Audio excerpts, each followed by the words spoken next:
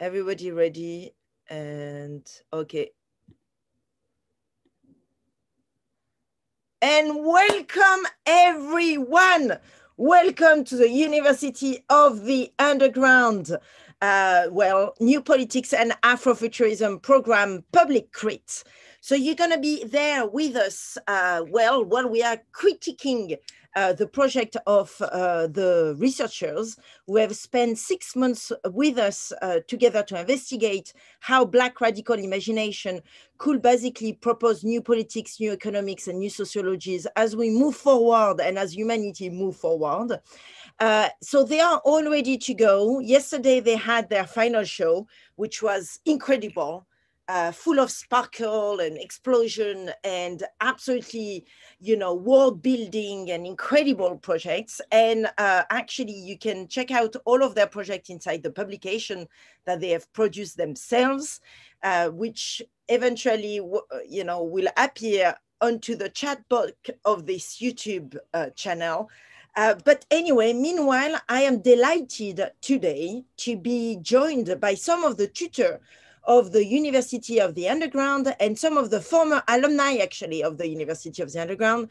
So we have here with us Alexander Cromer. Are you here, Alex? Yeah, good morning. Hi. How are you, Alex? Doing well. Thank you, Nelly. How are you? Where are you there? Are you in South Carolina? Beautiful South Carolina, where it is, the sun is going to rise soon, which is always very pretty to see. But how about this background? Isn't that background like a Arctic background? It is an Arctic background, Nelly. You're correct. So because you're working on the Black Arctic, don't you? Because I'm working on a project about the Black Arctic, yeah. You got it. Okay, well, we will hear all about it. It would be amazing to know a bit more about the Black Arctic. Maybe just a one-liner, tell us what the Black Arctic is. Yeah, the Black Arctic is a art research project about Black radical ecology. And yeah, that's my one-liner. Okay, amazing. And Alex, you've been a former student of the University of the Underground back in 2017, 2019, and these days you're a tutor. Yeah, I'm tutoring. It's fun to be back in the circle of life, so to speak, on the opposite end. So yeah, we're, Malina and myself, I feel like we're very well-rounded individuals at this point. Yes, it's true. You've been teaching quite a bit at the University of the Underground together with Malina Arkuchi. Malina Arkuchi, are you there? I am here. Hi, Nelly. How are you? Hi, everyone. Very good. We're so happy to have you with us. And you've been tutoring as well the researchers throughout the past 6 months. Yeah, we met a couple of times. I'm excited to see where the projects are at because I've been going through the publication and yesterday through the exhibition or final show, and things have changed quite a lot. So I'm excited to hear what's been going on. And Malina, I mean, you specialize in conspiracy theory. Mm-hmm. You've been using theater and theatrical methodology to try and hack into conspiracy, communities. Yeah. How is it going for you right now? I think it's going well. It's gotten a little bit out of hand since the pandemic started. But it's only made it more interesting and more complex. So there I am, still on Reddit. And we thank you so much, Male. And we're going to be joined by Majid, who is the head of program of the New Politics and Afrofuturism program in a second. But meanwhile, we're going to get going. We're going to get going with the one and only Ananya Ray. Ananya Ray, who is calling us straight from the Emirates. Am I right? Yes. I'm based in Georgia. You're based in Georgia, and are we hearing the sound of the mosque today? Not at this time, but eventually. Because what time does that start usually? It's every single hours. Usually when we call you, we can hear it. That's usually in the evening. Right now, we're right in the middle, so you're not going to hear it right now.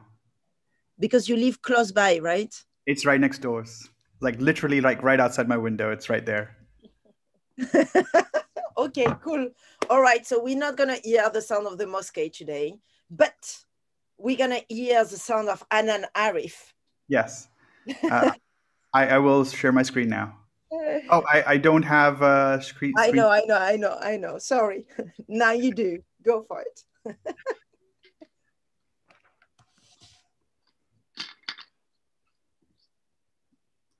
All right. I'm going to be introducing my project with a reading. You live in a world among many worlds, governed by natural phenomena. You look around, up, up, down, left, right.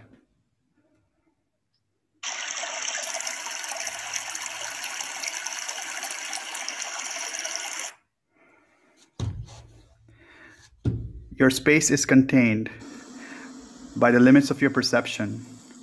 You see the horizon in the distance where the sun meets the earth. It invites you to keep moving to the very end. And so you do. But that end never appears. Should you reach an end, beware. It isn't real.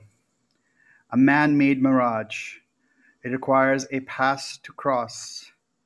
This should not be the end of your world or mine, but for some, it is. Borders divide. An important factor that determines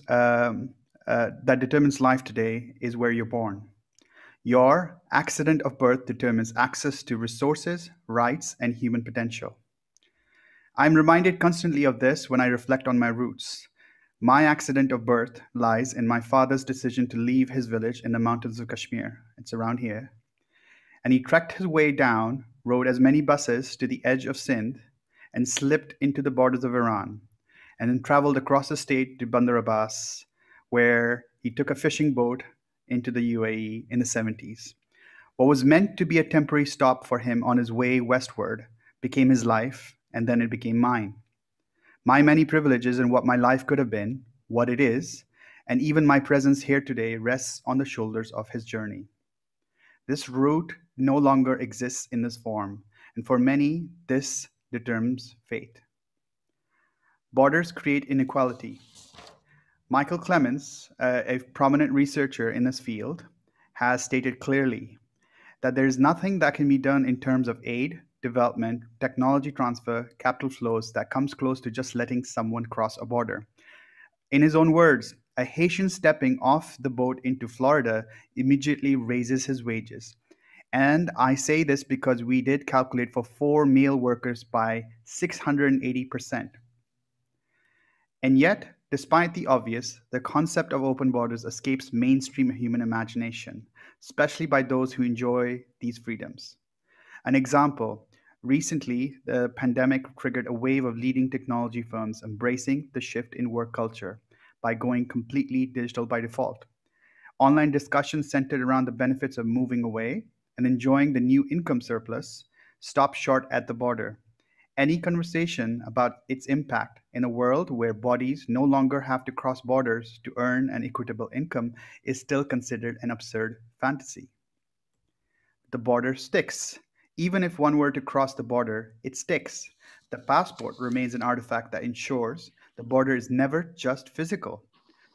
Regions like the Middle East, which is the largest destination of labor migration in the global south, with the majority of its working population composed of temporary migrant workers, and despite their contribution, reside in an ethnocratic society where access to resources, political power, and belonging are tied directly to ethnicity, race, and national identity. So I ask, how can we prompt collective imagination in defining a world where freedom of movement is a universal human right? How can we begin to imagine a world where borders do not exist when the conversation around it is so narrow? In response, I'm launching my project, the Department of No Borders, today. It is a platform that harnesses the populist medium of comics to showcase contributions from writers, creatives, and activists around the world that disseminate the denormalization of a divided world. The comic medium has previously been used as an ideal medium to enable social dreaming. Architects such as Jimenez Lai and Björk Ingels have used it to explore alternative visions of society and architecture. Similarly, the first bulletin of the Department of No Border will explore how alternative visions are possible. It will be centered around my conversation with Stephen Sacco, who serves on the board of the Free Migration Project based in Philadelphia. In our conversations, we explored the issues of border abolition, the many debates centered around it, and his experience as an immigration attorney in the United States. As part of a creative response, I drew a series of drawings to capture my impressions of these conversations. The final outcome culminated into a comic that captures Stephen's position and offered insight on how we can even begin to think about open borders. This became the seed for the project and solidified the editorial direction to feature interviewees from different parts of the world. Each issue would either be an engagement of would be either be part of an engagement or a collaboration. The conversations will center around their context, their interaction with the border, and what a no border future would look like through their lens. The intent is to target Generation P, the generation of young millennials and Generation Zs, for whom the pandemic has not only been a great wake up call, but an education by exposing the many systemic inequalities that make our world. We see the comics as an entry point to a pluralistic discourse around borders, be a point of personal reflection, and an exercise in nurturing new perspectives. Finally, I leave you with this thought. The vision of freedom of movement exists today, hidden in plain sight. What is actually unclear is an understanding what the dominoes are, which one needs to fall so that this privilege is shared by all. Stefan Apkon said, "We often look for signs of systemic change in the highest of places, yet it is often in the most profane of places that we find the fuel for this change." In that spirit, I invite you to follow the project at departmentofnoborders.com. On the link is a newsletter sign up. We will be publishing our first issue next week, and from there we will publish monthly. I hope you consider to be part of this journey. Thank you. Thank you so much, Anand. Okay, so we're gonna invite questions and remark. Everyone who is watching the live stream as well, you can ask questions. But meanwhile, maybe Alex, Malé, you want to start, and then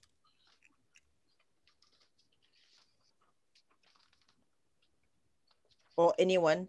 Yeah, I can start. I really liked the presentation at the beginning, the way in which you incorporated and took us through this kind of like emotional journey with the comic. And I think that illustrated the way in which you want to approach, or the way in which you want this project to develop. My question now is like, how are you planning to engage this Generation P into the project? How are you reaching them, and how are you asking them to participate? I think that this is a project that can only unfold in stages. So initially, the first stage is to spark the flame. So it's in terms of finding like-minded people for whom that this speaks to immediately, rather than somebody that you need to be confrontational with. And then it's about building a audience around it, and so that when you go to the next stage where you've built a sizable amount of content, that you can then repurpose that content for virality, so you can actually pass the flame and allow some of the more potent arguments or the potent discussions that you understand works to spread across the internet.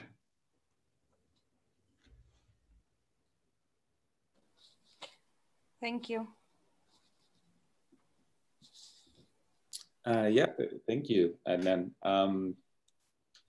Yeah, kudos on the presentation. It was very clear. I think it was your best presentation yet, which is good, because this is the final one. So it's good that it's the best one.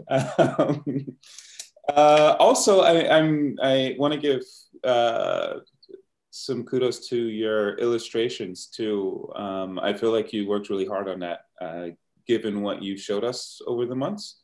So thank you for that. It was really, really nice. So I like where this is going. I see that your website is set up, and like you said, it's just like the first stage of this. So I'm going to sign up. So I'm excited to get my first batch. But I guess my questions to you. I know Malina kind of talked about Generation P.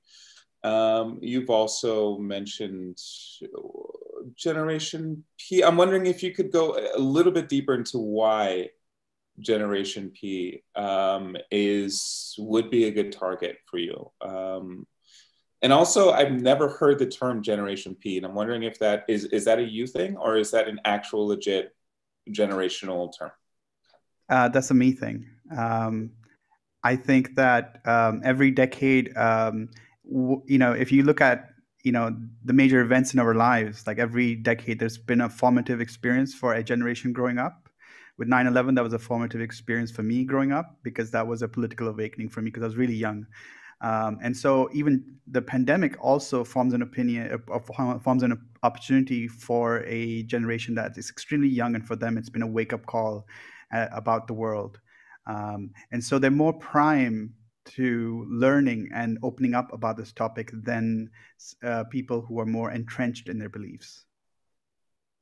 Mm-hmm. Now, what about okay, yeah, valid.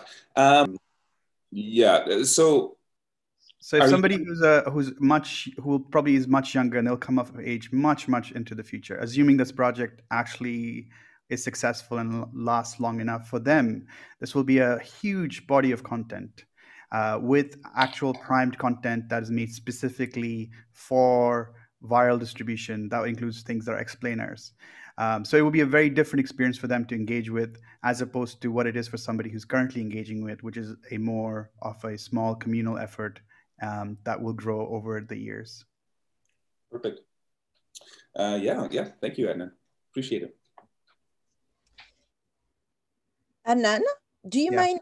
Do you mind sharing your screen and showing a bit more about the website so everybody can see it as well, where it's at, and what's the kind of the plan for, going back to the point of Malina, how people are going to be able to engage on this platform? And if you don't mind, just kind of like giving us a bit of an insight as to what was your thinking in terms of, and what would be the actions? Yeah, so right now, if you log in this week, it is just a newsletter, a mailing list.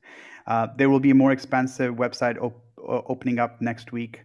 But the intent why I'm using a newsletter as opposed to anything is because the way content is consumed right now, it is consumed at such a fast rate that, you have no clue of who you're contacting, and in order for you to maintain an audience, it takes a lot of effort.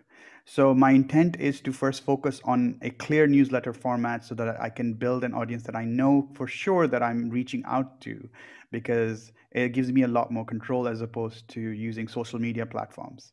And that's the intent. The website, however, will have other additional content, because the comics are essentially an entry point that makes these conversations accessible. So for example, with Stephen Sacco, it will link back to a edited transcript of my conversation. And also there is a audio element, because this was part of a podcast recorded for the University of Underground. We'll be launching an entire season of podcasts related to the program really soon. Maybe it's next week. Iris will say more about it. So that is the intent with how the website is going to be structured. And just to be clear, now that we are live on the live streaming, how can people participate? What can they do? So say I'm a comic, I do comics and I draw. Can I join your platform, and can I be a part of Department of No Border? What sort of actions are you looking for a member of the public? How can we participate? The newsletter. So I sign up for the newsletter, but how about I kind of share some skills? What do you need? So obviously the first step is sign up to the newsletter, because I will announce how you can contact me through that. But I'm looking for people who have their own experiences that they want to bring forth, and they want to have a conversation, even if they don't feel qualified to. And depending on the level of contribution they want to do, it can be a collaboration. It could be something that they do themselves rather than me actually drawing anything for them. So it's more about engaging with me rather than it being about very specific contribution. Okay, and with that in mind, Adnan, it was an absolute pleasure. Thank you so much for this very well-articulated presentation, which clearly has been rehearsed. So we thank you for that. And with no more ado, we're gonna welcome with us the one and only Ananya Ray. Ananya Ray is calling us live from India, and he's going to share us, well, another platform, because you, Adnan, have built a platform from scratch, the Department of the Border, but Ananya has also built a platform, a global network, actually, of radical thinkers and poets, and they connect through workshops, but also through the writing of poetry to do with oppression and to fight oppression. Where are you, Ananya? Hello, everybody. I am Ananya, and I'm going to start screen sharing now. Can you see my screen? You can see it. Amazing. Okay, great. So I first thought of this when I was doing the University of the Underground course. I was like, why not create a nexus of global poets who can speak about oppression and trauma and also heal from it in a productive way through poetry. So today I will present my research and my workshop findings. So basically I have organized a 3-day workshop called Poetry of Blackness, creating resistant narratives in the time of racial and caste-based oppression. So I made a poster for the workshop. This is the hands from the creation of Adam scene and Michelangelo's painting, like that huge painting. And I've subverted the meaning of God giving life to Adam to solidarity. So there are 2 hands, and these hands reach out to each other in solidarity. So this is a collaborative poetry workshop on race and caste. So we organized this workshop, and there were people from all around the world, and we wrote poetry, and I divided that kind of poetry into 2 main parts. And the first part is called Unpack the Wounds. In this part, we talked about how pain and trauma and oppression have influenced us, and how we need to talk about and start discourses around that kind of oppression. And discourses were started, and I will perform a bit of some poetry that we produced during the workshop. So the first poem on Unpack the Wounds talks about caste-based oppression, and it is written by a participant named Sanidhya Das, an undergraduate student of Jadavpur University, who writes a very personal poem called Caste Certificate, discussing the casteist shaming around caste-based reservation in the Indian education system. The prompt was, pick up a memory of pain or oppression, unpack it, and let it heal. So this poem is called Caste Certificate, and it's by Sanidhya Das. He writes, you never know when it comes. A joke for everyone, perhaps. For you too. You smile, you laugh at them, while they continue to pester you for being an SC. They laugh and count your chickens, opportunities, women, and everything. You have a certificate of being an SC. Congratulations. You're admitted to your college with humiliation. This talks about the caste shaming in education institutions like ours and like many other Indian education institutions where lower caste people are shamed for using the reservation, which is something like affirmative action in the West. They're shamed for using that platform to ameliorate themselves from the casteist oppression that they face around the world. So this talked about caste. This next poem that I'm going to perform is by Sophia Kalotharakis, a researcher, writer, and poet interested mainly in the field of media poetics, science fiction, and art sciences, who writes a poem on migrant African laborers in Europe. This talks about race and labor. So this poem is a very short one. It goes something like this. Fluxes of people deployed in the sea, exploited in the land. And with their hands dry, they carve out our fruit, smashed and unrested under the sun. Similarly, this one, as the first one talked about caste, this one talks about race. The next one talks about occupation and apartheid, kind of an apartheid or kind of a genocide that the Palestinian people are facing in Israel. So Sharon Rose Benson, another participant, a Palestinian American living within Israeli borders all her life, writes about her experience of oppression under occupation. It's a very personal anecdote that she shares with us. I remember being in 10th grade on a field trip. It was a really sunny day, and honestly, I couldn't wait for it to be over. Once we finished the hike, I saw all 4 buses from a distance. Classmates started to walk over to the water fountains that were nearby. Over at the fountains, there were another class of students, all boys, all dressed in religious wear. They blocked the water fountains. One of the kids said, "No water for Arabs." And within seconds, a battle broke out and my teachers were yelling, "Get on the buses!" As I rushed there, I saw one of the religious teachers run up to me and spray tear gas on my face. I was in the bus, safe. Suddenly, I felt my lungs burning, my throat getting tight, and my breath shortening. That day, my whole perception changed. My bubble burst. So we have talked about oppression in this section, where the cycle is called Unpack the Wounds. The next part, I've titled it Let It Heal, Let the Wounds Heal.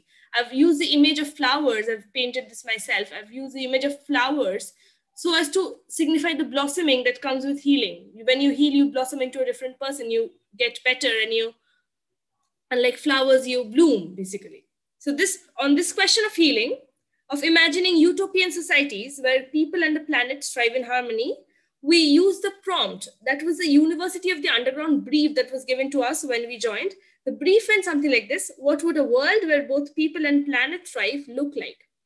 I used this brief as a prompt and manipulated it to use it as a prompt. And on this question, Maria Marquez Boving, a Barcelona-born, London-based postgraduate student and creative centered upon poetry with an underlying spiritual basis, writes this very beautiful poem, which is a kind of a synthesis to all the thesis and the antithesis that was going around in this poetry workshop. This synthesis and this synthesizes the whole thing, and this is a very good ending poem. And it goes something like this: the frozen essence dissipated, longings are embraced, just as love becomes the ultimate currency. Power is reconstructed so as to pertain to nothing but the human soul.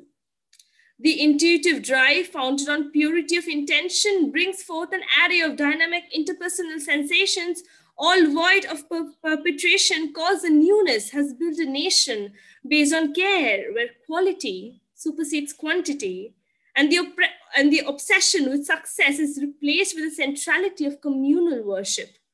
Plurality is a source of empowerment within a paradigm where we know how to demand respect for our existence.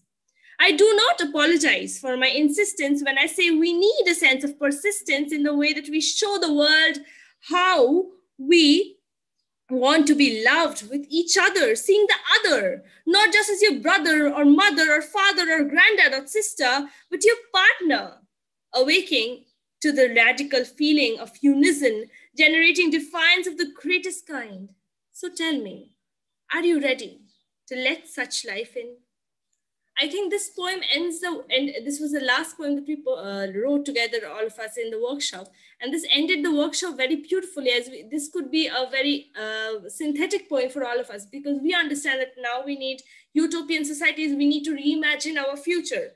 And with the future of this collective of poets, with this global collective of poets, I've decided that I'm going to take this to a bigger platform. I'm going to make this a global collective, and it's already a global collective. I'm going to develop this further and start slams, poetry slams also around the city. If now the lockdown's just been lifted, so we can start in my city, we can do online slams. So for further information on this, you can contact me at my mail ID, and I will send a call on my Instagram, which is Another Brown Poet, and I will send a call for this collective. So we already have some members who have participated in the poetry workshop as the part of the collective. We will enlarge this circle of poets, and we will start slams and workshops and writing, and maybe perhaps in the future bring out some journals or some publications of our own. So here goes, and thank you everybody. Thank you for the opportunity, and stop sharing. Amazing, Ananya Ray, everyone. So I've put some of your links into the live streaming channel as well, so people can reach out to you and also contact you for, joining the network that you've built. Thank you. The Poetry of Blackness, right? Is that the name actually of the network? No. This was the name of the workshop. The Poetry Network, I'm going to call it the Poets Collective, or it's going to be a collective. So basically, it's a global solidarity network where poets write on different systems of oppression. So it's not going to focus on caste and race anymore. It's going to focus on apartheid, on ethnic violence, on gender, on sexuality. and it's going to focus on oppression studies of all kind of oppressed poets, or poets who have seen oppression in a third person kind of sense, and they can join this collective. You just have to be able to write, and you just have to just answer the call. Respond to the call that I'm going to send out on my Instagram, and we're going to form this collective, and we're going to organize slams and publications and stuff. And we will make sure as well to repost it and do all of that on the University of the Underground channel too. Of course. But we have more questions for you. We have more questions for you, Ananya. So Alex or Malina, do you want to start? And anyone as well from the court, if you have more questions for Ananya, you can just come in. You know how it works with Zoom. Whenever you speak, you pop up on the screen.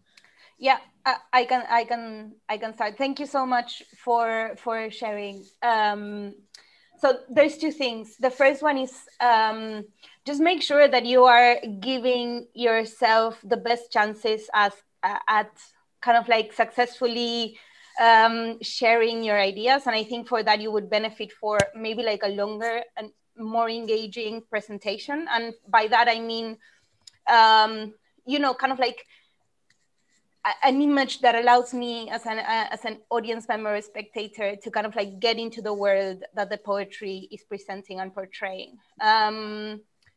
I think a lot of your classmates have experience in graphic design, and this comes from experience because Nelly gave me throughout the whole of my experience at University of the Underground the exact same advice, and it took me 2 years to get it, and I regret that. So kind of like talk to your classmates, make sure that you make presentations are engaging, that are interesting, that speak of your own personal style, that speak of your ideas. That's one thing. And the question that I have is like, you've spoken about this workshop, but I'm still unclear about what kind of like collective writing techniques you use and why you chose those. So basically we took a prompt, I gave them a prompt, and we together, collaboratively, we started writing on it. And then at the end of the writing exercise, we performed our pieces together. So prompt, and we also had prompt-based discussions where we talked about the situation around the world and how that influenced our poetry. So that it was mainly based on prompts. Okay. And why did you why did you choose to do that?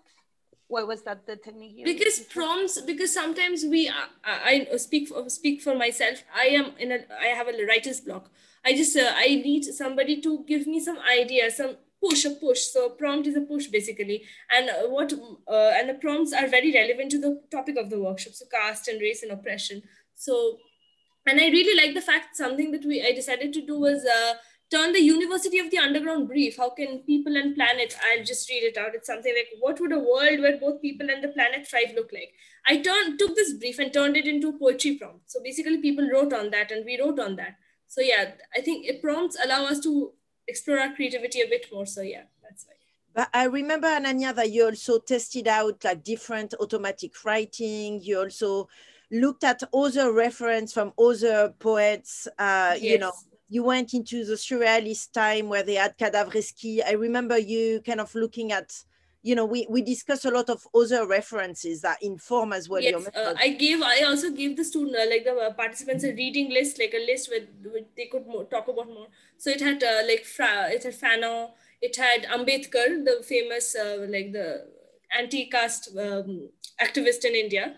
And it had Dalit writings and Black poets, like we had Maya Angelou. We had a lot of readings also. So we did the readings and then we talked about it. I guess this is the point of Malina, right? It's like maybe in your presentation when you explain about the project to actually bring in the reference and how on earth did you come up with that method, you know, or that workshop method to kind of like just, you know, for those of us that don't know how you got to prompt as a starting point of the conversation in your collective, to just clarify that journey for us so we can kind of get a sense of how you made the decision that you made, you know.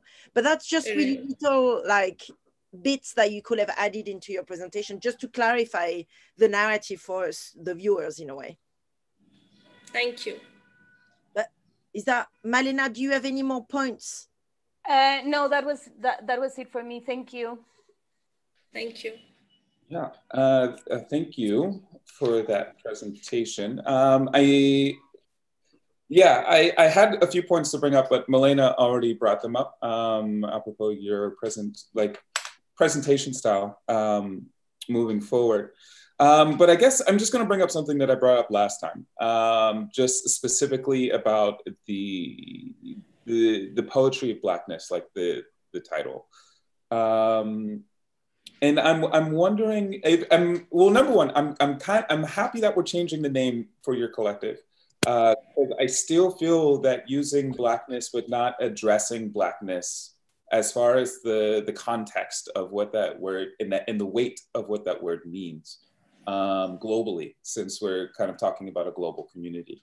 Like during your presentation, like when I think of poetry of Blackness, I kind of see what you're doing here in this kind of intersectional sense, where you're talking about like the poetry of us collectively, not specifically Blackness, which I feel like in that case, the poetry of us might have been a more appropriate term. But I'm kind of thinking of like Robin DJ Kelly wrote a book called Freedom Dreams. In Freedom Dreams, he positions poetic knowledge in this kind of like radical imagination to disrupt the transparency and authority of our present perception, which I believe is something that you're doing. However, it complicates things for me, just given that like we're talking about the title is Blackness, but however, like how many Black people were involved in your collective? What kind of histories did you unpack, and how did you unpack those traumas? And how did you give a safe space for that to happen? Beyond just writing prompts and then just kind of talking about it, but moving forward, is your collective going to actually sit and unpack and deconstruct these traumas that you're kind of working through? Yes. So we had Black people in the workshop, and one of them wrote this poem, which they wrote about like suppose like after a traumatic incident happens. For example, we talked about the murder of George Floyd. We talked about the murder of Rohit Vemula in the same lines. And when George Floyd, I gave them this prompt where we talked about how, imagine the fact that George Floyd, let's take a hypothesis that George Floyd or Rohit Vemula did not pass away. They were not murdered. And let's say that they lived on and they started to do something for the change. So some people wrote about their own family, like this person who was from the Black community, he wrote about his own family, and one person who was murdered by the police, and he wrote about giving them a new life. And then one person wrote about Gauri Lankesh, the reporter, the famous journalist who was killed by the fascist forces in India. So we talked about how giving new lives, rebirthing those people who were institutionally murdered. And that's where we started conversations around personal trauma, like the person who wrote about their own family friend, that personal trauma, we unpacked it. And going further, I can see my collective working with more people around the world, and especially from, I want to focus on the oppressed groups like the lower caste or the Black people, or let's say the ethnic minorities in different countries and the gendered minorities. I want to focus on them, and we want to take this conversation further and give them a safe space. So. But also including trans, queer communities? Yes, gender minorities, yes, of course. Thank you. Thank you so much. Thank you so much. And Ananya, just to close the loop, a last point that I'd love you to kind of like tell us a bit more about is the documentation, right? So one thing that we've discussed quite a bit at the University of the Underground is, you know, you do experimental action, you test out some systems and methods, then you enter a conversation with an institution of some form, you know, that you're trying to challenge from within, and then you document that feedback, document that conversation with that institution. So the question for you is, can you clarify for us which institution you've been collaborating with? And how did you document their reaction, or how did you document their feedback as to the impact that your collective has had within their hierarchy system or within their their way of establishing their, I don't know, their thinking. And also another question for you too is, you obviously have created this collective, and a big part of what we talk about at the university is organized communities. This notion that you're going to organize a community, and so with that come a strategy. In your case, you've developed a workshop, and the workshop is a place where you kind of meet up with everybody. But I remember you mentioning the fact that you were developing leaflets. You are making leaflets, Yes, and you will go in the street to actually give them away, so you can recruit people to join in that collective. And I think that's really interesting, and it would be good just to kind of give us like a one-liner about documentation and about organized community before we move to the next student. Firstly, the documentation, like the documentation and the universal, like the institution part. So I tried on many institutions, they didn't respond. So then we went on to Jadavpur University Literacy Society, which is from where I got many of my participants. We shared it there, and I'm also one of the like the core members of the Literary Society, where we talk about different. We have a Facebook page also, and we got many many participants from the Literary Society participated in the workshop from there. And mainly, this is the institution that I am in affiliation with. Now, the institution that I'm trying to challenge is the institution of the Indian education system, the systems of racism and casteism. So you talked about the leafleting that I'm going to do. So by the leafleting, I'm not going to leaflet in places where people are already aware of it. I'm going to leaflet in places like I have already decided on this, that I'm going to print out the poems that we wrote during the workshop, and I'm going to leaflet them in the educational institutions where we go, so that the questions are addressed. Just hit it where the root cause starts, right? The educational institutions that we attend, or the places where we should learn, they propagate this kind of casteist rhetoric. So we're going to go there, we're going to challenge those institutions, and we're going to start leafleting. And the leafleting procedure would start, I think, in April. And I have already talked to many people, and we're going to start leafleting. And also another thing that is coming up is I have a YouTube channel, and we're going to put up the poetry videos of the participants performing their own poetry this time. And we're going to put up the videos on YouTube. And yes, that's what we're going to do. So we're going to share it both virtually and in real life. Amazing, Ananya! I can't wait for your YouTube channel. I mean, I have one already. I will share it. I will share it, and I will post it, and I will send it to you. And Ananya, this is the ultimate amazing transition you're giving to us, because now we're going to move to someone else who has a YouTube channel, and that's Fred. Fred, our friend from your cohort, with a K-pop band to its own right. Fred, are you here? Fred with Aka, Chloe, Macari, Carney, with another member of the New Politics and Afrofuturism program. And Chloe, you've been developing an entire band which is trying to challenge financial system as we know it through the means of K-pop, which is, for those of you that don't know, Korean pop music, and it's a very specific musical genre. Are you there to tell us a bit more about it, Chloe? Yes, hi. Yeah, Fred isn't here today. She was really overwhelmed and tired from all the big world premiere of yesterday. So I'm here though, so that's okay. Yeah, last night she released her big new song, NPM Baby. So maybe first I can share my screen and just give you guys some backdrop about how that song came to be. Okay. Can you guys see that? Okay, cool. So if my computer is okay. Okay, so my project is, yes, about K-pop and economic justice. So the title is Economic Justice K-pop.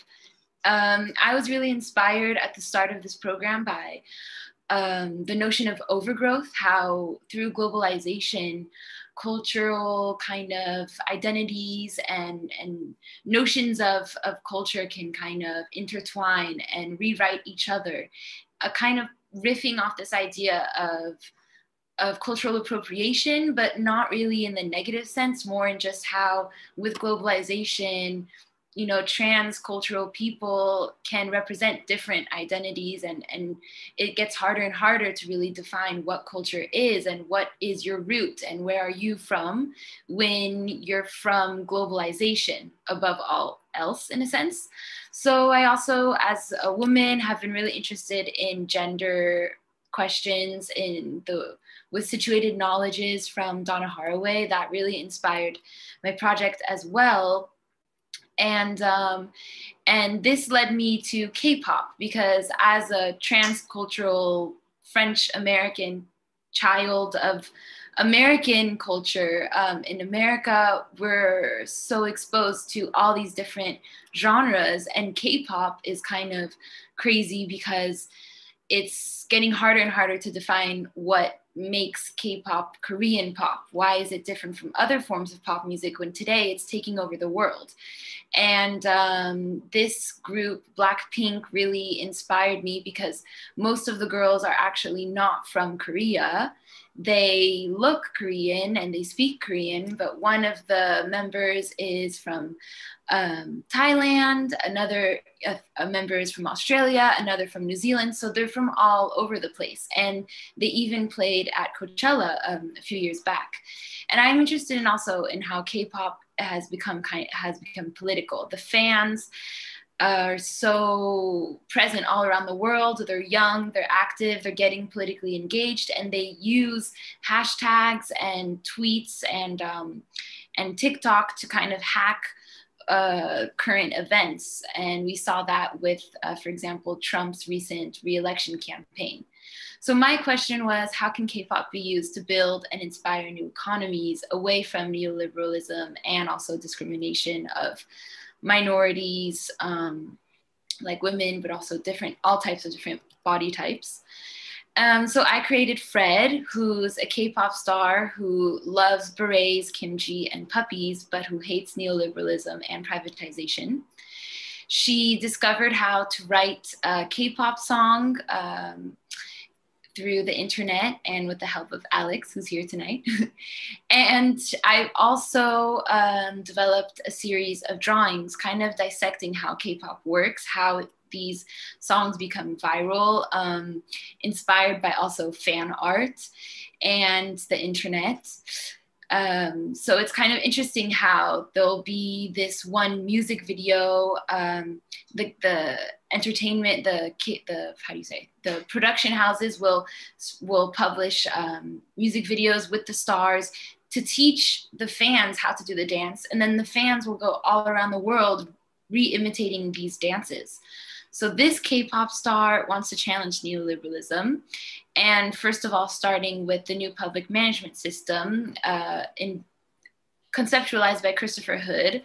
We had a chat the other night, actually, and it's not all about privatization, this new public management system. But what is interesting is that actually the K-pop dance cover groups in Paris practice at La Défense, which is the financial district of Paris. So Fred went to La Défense to film this new music video that world premiered last night. I don't know if we have enough time to show it again here, but yeah, that's the project. I think you can just show maybe a quick excerpt, and I'm gonna drop into the live streaming as well so people can actually watch it fully. Also, it doesn't usually stream really well, you know, so you have to actually go into the YouTube. Yeah, but it kind of lags, I think. Extra, you can. Okay, well, we'll just show like 20 seconds then, I guess.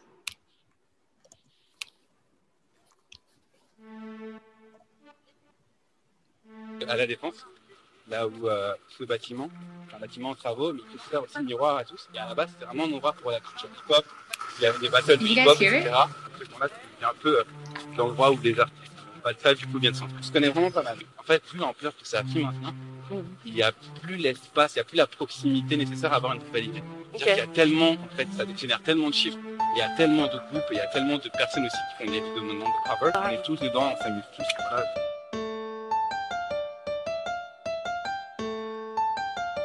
NPM, baby. It's it's a revolution.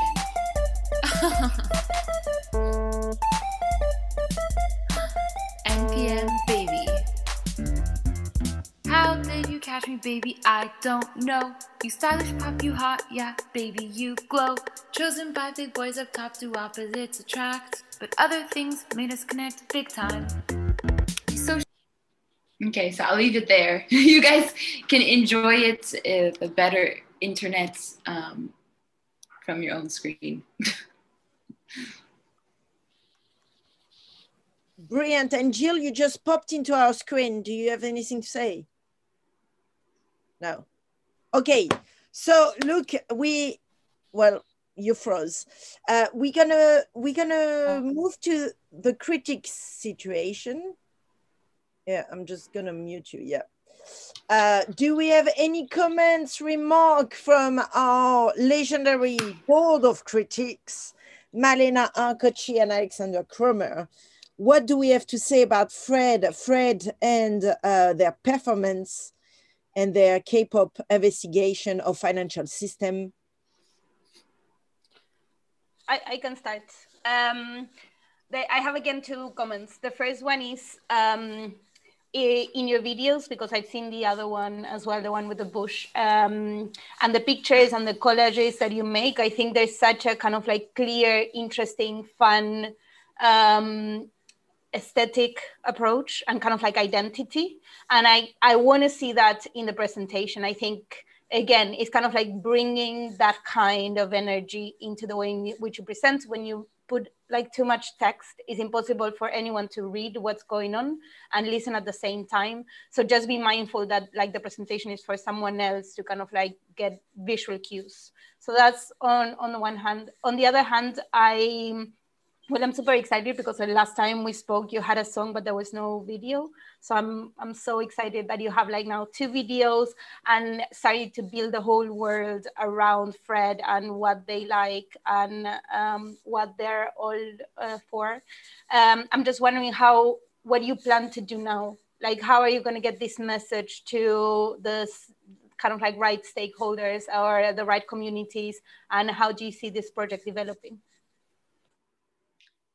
Yeah, so actually Fred is working on a few more songs. She's going to release an album with a booklet inside that'll have more info on the project. And she's also on Twitter now trying to reach out to OECD and economists who for some reason don't tweet her back, but that's okay.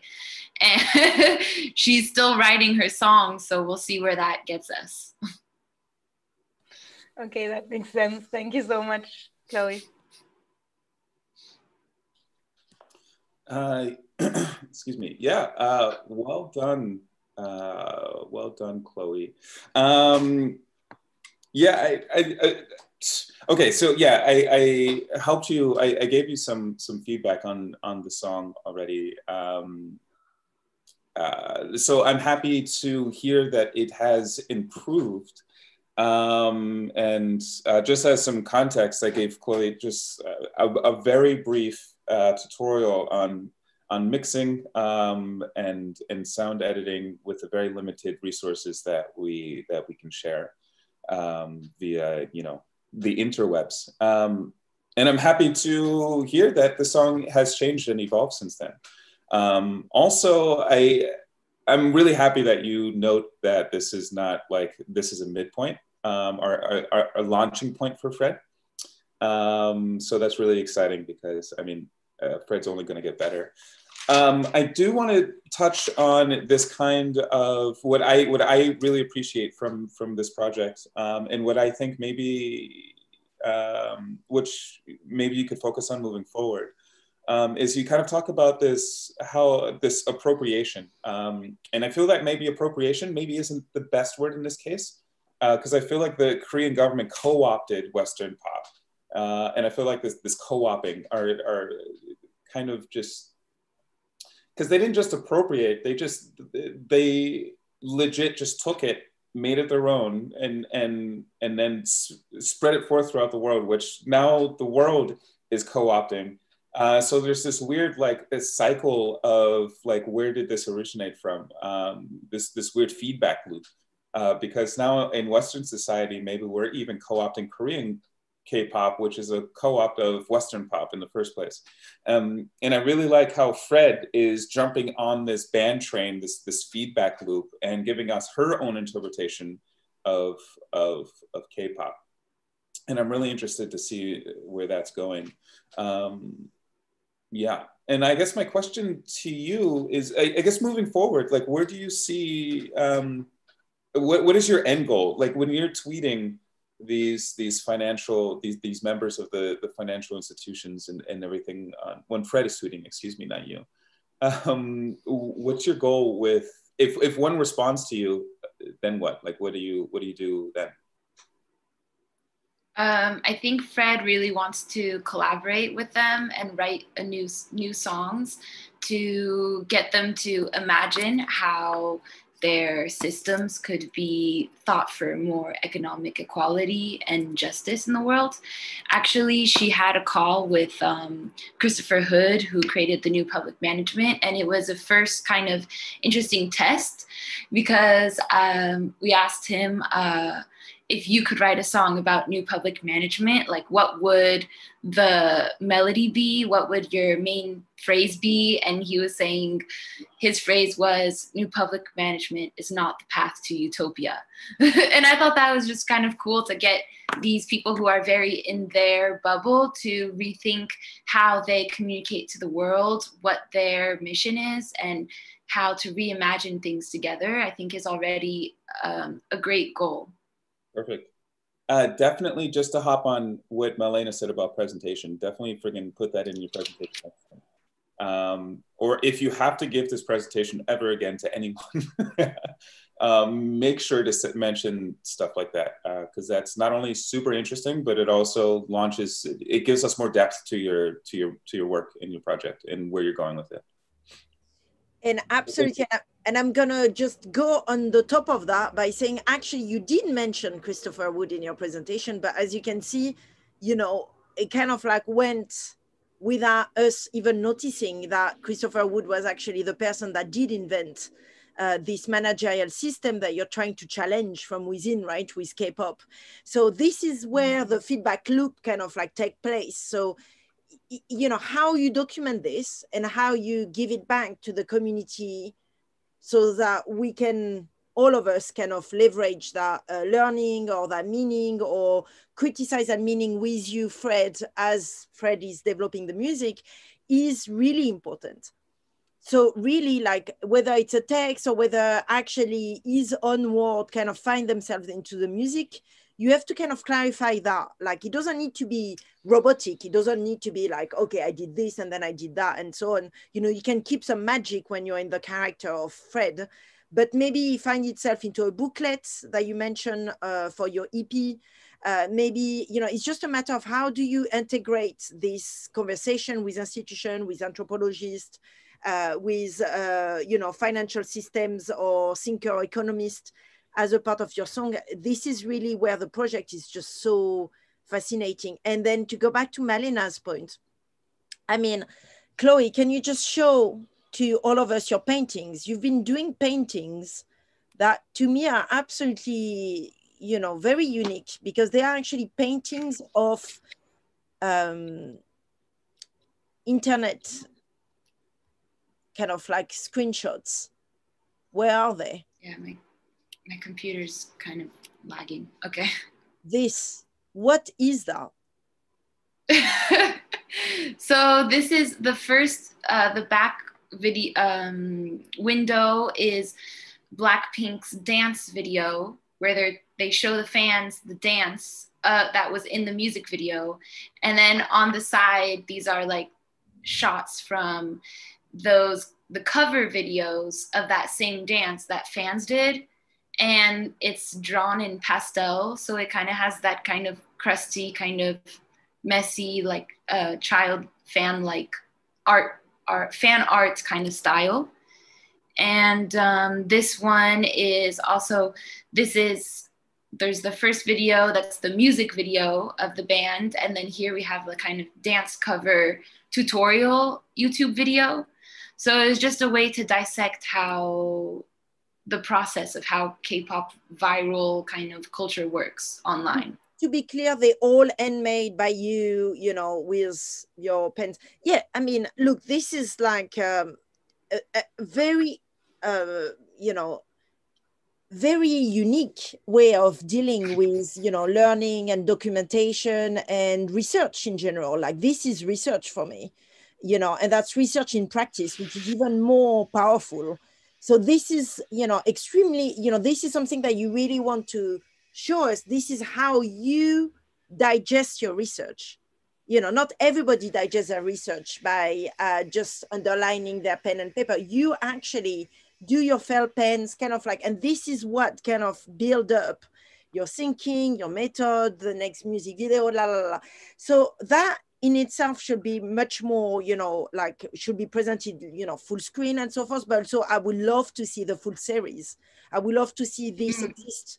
You know, if you were to think about it as a exhibition piece or as a part of your EP again, if I'm buying a vinyl from you, then I want to have that whole experience. I want to have the kind of the research experience of this, you know, kind of like pastel interpretation. I want to have the kind of the conversation piece, which might be a podcast or might be, you know, I don't know, another format, you know, maybe it's slam, maybe it's something else. I want to have the actual like performance piece from Fred, but then I want to have also the fan kind of like commenting on the piece in some ways. You know, and that should be the kind of the whole presentation. And that means that maybe to the point of Malina, you need to collaborate with graphic designer as well to kind of, or creative director, or maybe Fred is a creative director, but clearly Fred need to drop the green backgrounds, green bush background. It's absolutely horrific. Sorry to say that right there, but I think this is what we've been trying to tell you through the 3 different ways.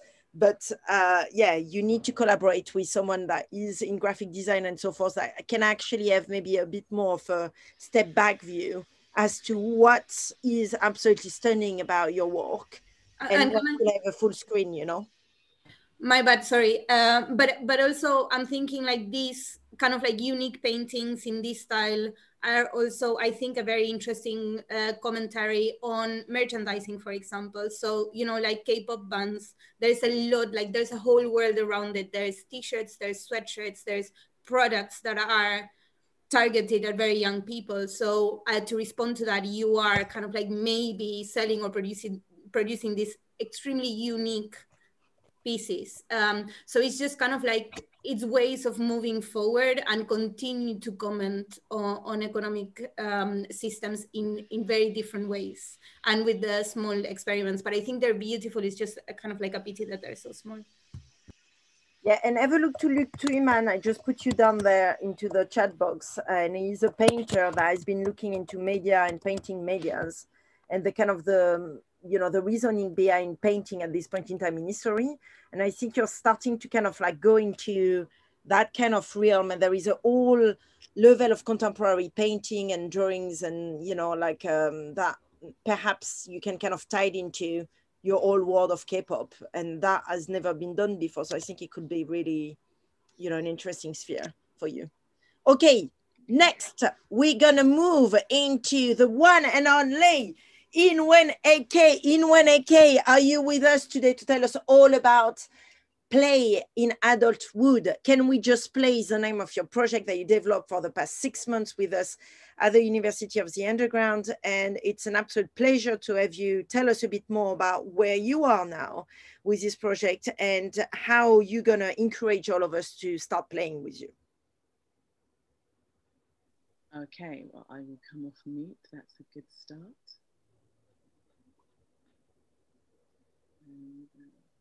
Inwen, is it me or are you really quiet? Can you hear me now? Loud and clear. Okay. Yes. Great. Okay. Blast it. It's happening. Final crate, everyone. Right. Can you see my screen?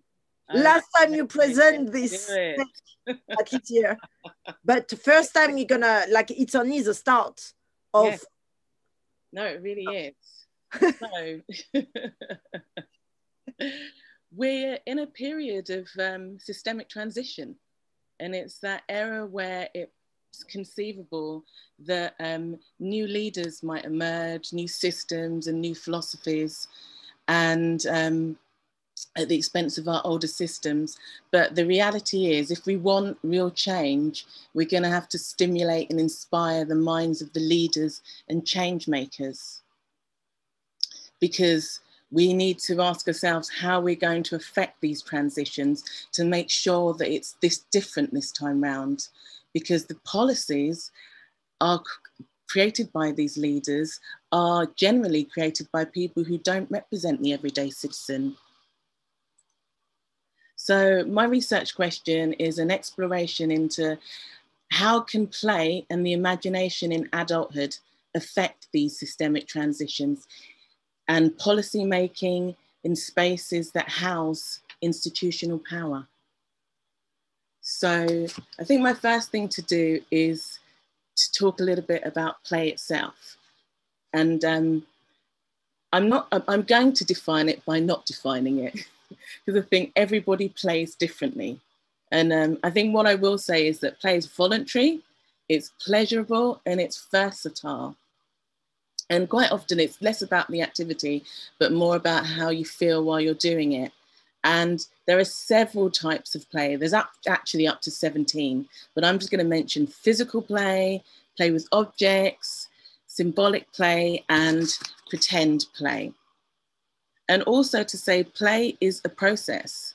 It's pre-verbal, and it's an ancient sort of biological structure that's within all of us. Because as humans, we play before we can talk and before we can communicate. And also to say play is also music, it's art, it's comedy, it's sport, it's daydreaming. But if you ask me to define it, I will use Stuart Brown's register of 6 phases of play. And the first one is anticipation. So, you know, like that wait you get before a game starts and you have those nerves. Or surprise, that sudden, curiosity, that sudden twist in the game where you learn something that changes the concepts. Pleasure, that rolling of the dice and seeing the numbers that you wish for appear. Understanding, that rule that you never really understood before, but it just got you out of trouble. Strength, that focus on the end game and not getting distracted by the temporary ups and downs. And poise, that's the balance either physically or emotionally, your emotions and the flow. So my intervention is to propose, well, to develop a method that utilizes the potential of adult play in the imagination as an experiential process designed to incubate a new shared way of co-constructed thinking.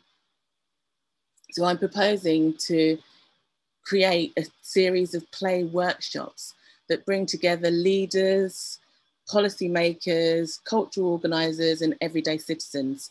And I just want to state that I think that it's imperative that if we're going to design any interventions for the purpose of collective, the stimulation of collective imagination, it's important that everyday citizens are embedded in the heart of that process and the efforts to shape this new society.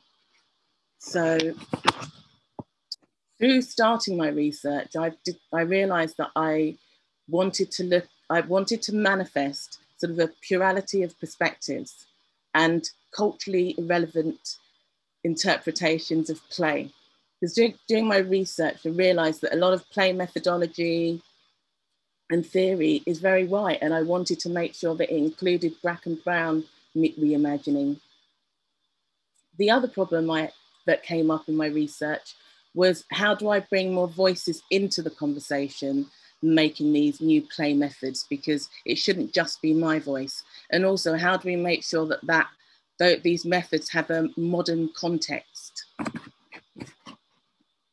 So my intentions were to explore and experiment with existing play and imagination methods to see how I could make them more culturally relevant, and also explore and experiment with ways to include Black and brown voices in the discovery, creation, development, and delivery of these practices. And my institution was Hackney Council. I think when you're making this change, it's always important to think about the people that actually want to change, or at that point where they say they might change. And Hackney Council refreshed their corporate plan in 2020, and they committed to dealing with racial equality, systemic injustice, and bias across all of their departments. So the first thing to do when exploring play is to play. And a common barrier to play is this idea that you've got to get it right, or you've got to have this comprehensive knowledge, or you've got to be good enough. So I devised this conversational game, Guess Who's Coming to Dinner? They explore social situations, dilemma, and etiquette as a way of introducing new groups of people to each other, playfulness in virtual spaces. So there's no right answer about this game. It's about the conversations and what happens next. And the next part of my experiments was putting myself through some unlearning, because if I'm going to take other people through this process, I need to do this process myself. So I needed to sort of look at my own assumptions. So I joined an artist recovery club, which is a 12-week program looking at Julia Cameron's The Artist's Way. And I also took a series of sort of workshops looking at improv and speaking, just some things to challenge myself. I also looked at how we can connect each other through virtual spaces. And this is me attending Clemence de Bag's Build a Remote Touch Workshop device. And I think you can see from the video. We built these devices and they're connected by touch. So I'm actually connected to all the other people in this video. I also wanted to think about how I can ground people in their spaces. And I looked at how I could, have a different take on, like how we breathe, how to meditate. And I came up with this idea of creating sort of a visual geometric shape that teaches you how to breathe and how to meditate. Because I quite often don't know what to do. And it's what if you could have something that taught you how to do it? But also if you had something that was sort of accessible on your phones. So I decided to build a filter, and this is me sort of going through the process. You can see with the marker, I'll play this one. It follows the process of in for 4, hold for 7, out for 8. So this is me just counting while I work out the timing. 5, 6, 7, 8. Okay. I also spoke to a lot of people about play and what play means to them, what it means culturally, and sort of what our shared play language was. And in response to those play interviews, I created some new quotes around play from some new voices.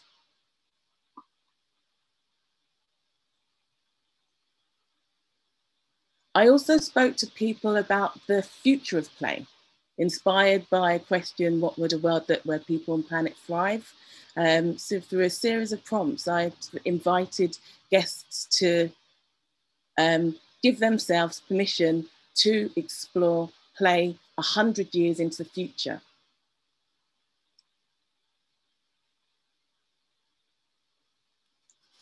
So the thing that we know is, just doing this, this research about this time, this period that we're in, is that there is a growing gap between the rich and the poor, and it's undermining this fight it's undermining the fight against inequity, and it's damaging our economies and tearing our societies apart. But what we do know is inequity is not inevitable, it's a political choice. So, we need to think about how we can create a fairer system. And I have a new game concept called the play pill. And we explore this idea in the activity. So the play pill is an activity where participants in groups get to create their versions of the play pill world. And this play pill world is driven by the grind or the hustle, you know, that culture of raw achievement where long hours are not just the norm, they are the metric for success. You know, the culture is relentless, it's uncompromising personal achievement. So in the play-pilled world, the collective spirit is trash and the population is working to reach unicorn status, which is to do everything and be everywhere. So this part of this experience or activity, let's say, is really about inviting participants to co-create game mechanics that implicitly and comparatively look at inequality, competitive behavior, and our relationships at home, in our working life, and in society. And they develop game mechanics and gameplay to explore this. So through doing my research, what I've come up with is a series of play activities that I'm going to be delivering first with Hackney Council. Then it's a series of us playing, us talking about play, because we all have different play histories, us mapping play, us also connecting in our virtual spaces, because ideally I'd like to do this in the real world because I think it means so much more, but we're in a pandemic. We also use play to talk about equity and what that looks like. And then we sort of take a moment to meditate and breathe, and then we make games, because this, for me, and working with Hackney Council, it's really about how can I create a process that allows them to create, because I'm only one voice. And then, of course, lastly, we play. And I haven't been able to deliver my workshop yet, but I have a commitment from Hackney Council. Sorry about it. I have a commitment from Hackney Council to move these workshops forward. And Jenny Zinau was also one of the people that I interviewed in my play interviews. That's me. You can find out more about Can We Just Play at canwejustplay.com. The future of play, the pilot episode is up there now. It's also on SoundCloud, on University of the Underground website. And if you want to get in contact with me, my Instagram is @ofcourse_I talk to myself. There we go. Woo! Thank you so much, Inwen. What a presentation. Incredible. I mean, look, we're going to get into the feedback now, and I will tell you a bit more about what I think about this presentation. But let's start with Male and Alexander. Well done. Yeah, hello, well done, Inwen. That was extremely clear. Thank you so much. And I think I very much appreciate being able to see like the different steps you took. For me, well, I very much look forward to you being able to do this workshop. I think it's going to be great. And I think this idea of bringing people together from like people who have decision-making powers and citizens together is very interesting, and doing so through play is very interesting. Now, I think my only comment at the moment is that you said like the first step is to play. I would strongly encourage you. I kind of like want to see you play. I want to see you have fun. I want to see you engage with research in a way that makes you happy. For me, it comes across like you kind of like thought about it and planned it like really thoroughly. I kind of like want to see you let go now a little bit and enjoy yourself. But other than that, I think it's good. Like, well done for getting the Hackney Council and for kind of like finding ways of engaging with institutions. But yeah, I hope that makes sense. That's, I think, my only comment at the moment. Yeah, I mean, I'm going to follow Malina and Nelly, but that was a dope presentation, bro. So cheers, kudos on that. It was very, very clear. I really, really appreciate it. Like Malina said, just you took us through your process, you went through research, you did experimentation, and now you kind of settled on like, oh, this is what is happening moving forward. So that was really, really nice. You said something about, you said a lot of like things that I pulled as quotes that I thought were like really, really nice. But you mentioned play as a process in these 6 phases of play. And just given like what I'm doing now, just with an ecological sense, I realized that like humans, we aren't the only things that play. Like animals also play, and adult animals also play. So this kind of notion that like animals only play when they're like babies to learn how to be an adult is not true, because adult alligators play even. And it kind of reminds me of, and this is just a note for you moving forward, Huey Newton, who was a Black Panther founder, also like a fantastic writer, fantastic mind. And his text, what is the text called? Sorry, Dialectics of Nature, I believe.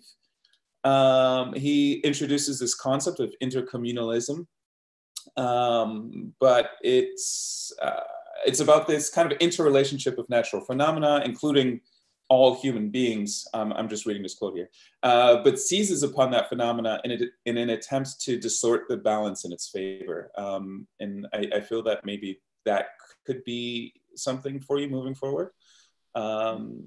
Yeah, no, I'm really curious about how this turns out. I'm looking at your website now. I'm really excited to listen to this podcast as well. Yeah, that's dope. That's all I got to say. Congratulations. Thank you. Yeah, I'm just gonna triple that by saying, I mean, incredible like learning curve process, like just, you know, the kind of the achievement of this presentation, because we, like you did detail in your presentation, you went through so many different phases. Your research went a bit there, a bit there, a bit there, a bit there. And then eventually through the end, you actually managed to kind of like put it all together in the context of how can I then bring in play as a method to actually like challenge, you know, the councils, but also many other institutions from within, right? Beyond, and also build this lexicon, build this podcast, and, you know, and all the variety of different outlets that you're proposing on your website now, which is the start, right? So it's like the kind of the premises and the potential of what's going to happen now is absolutely super exciting. And that's where we love to see the end of a program. You know, we love to see that you kind of like have had the chance to get lost, find yourself through the process. And now you're in a point where actually this is what I'm doing. And this is how I'm going to go about in the world to actually pitch it to others and build it into something even bigger. So it's like exactly where you should be now. Now, I want to say something because I think, you know, I've said it all along, but there is this ton, and I want us to speak a bit about it because there is this kind of like, I wouldn't say it's a satire, but there is a huge, I mean, obviously it's play, so there is a huge humor that I can see into your projects throughout, right? Like I can see how everything can move into chaos really quickly. So when you mention the peel, you know, the play peel, I mean, I'm just thinking like the play peel in the context of Acne Council and the kind of the potential for, because of course, I think, of course, maybe it's not the platform for us to discuss about this, but because of course you still have not done the workshop yet. So maybe it's not the time to go public about it. But I just find that there is like, there is just one little tweak that kind of like can move it into, of course, adult play, porn, you know. By the way, I'm going to drop it here, but we, as a celebration of the ending of this program, we are actually inviting, so Nadia of Pussy Riot and Stoya, which is this massive porn star in the US, is actually joining us tomorrow at 7 p.m. We are having like a whole conversation. But I just feel, I mean, obviously, maybe you don't want to go into adult play just right there, but I feel there is this kind of very easy twist that can go from adult play to, you know, I'm not saying just porn, but like, you know, many other form of, I would say, you know, nightlife kind of experience that can happen or can go wrong. And that bringing this back into policy making, I think is absolutely phenomenal. So anyway, I don't know if you want to talk about this, but, and also the fact that you mentioned play is pre-verbal. I love that.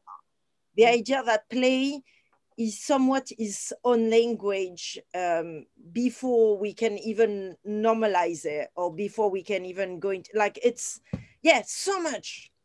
There is so much in your presentation, and the augmented reality and the Instagram outlet. And I just want you to realize how much you've done, basically. Can I say one more thing? Yeah. I know, like, all of you have heard me talk about like research questions and research statements. And I just want to use Imuna as an example because I think she did a very, very good job of what I was talking about in the past, of creating kind of like your research statement as a home, or like a home base for you to return to after you venture out into your research and get completely lost in this environment. You always return home to your research statement. And I feel that Imwan did a really good job in her presentation, kind of, number one, building this house with us, right? This is my research statement. And then she brings in all the research that she got lost in, and then kind of brings it all home and decorates her house with it, so to speak. So I just want to just say that that's just a really good example of like a really solid research process. Yeah, so thank you. Thank you, and thank you for the comments and for the references I can go and check out. This would be really interesting. And yes, I definitely have noticed the alignment with adult play, but we might not. Well, who knows? It's about, you know, extending the boundaries with Hackney Council. So let's see. Let's see how that goes. Yeah. But okay, Inwen, we can't wait. Next week is your workshop as well with Acne Council, right? We can't wait for that. Next month.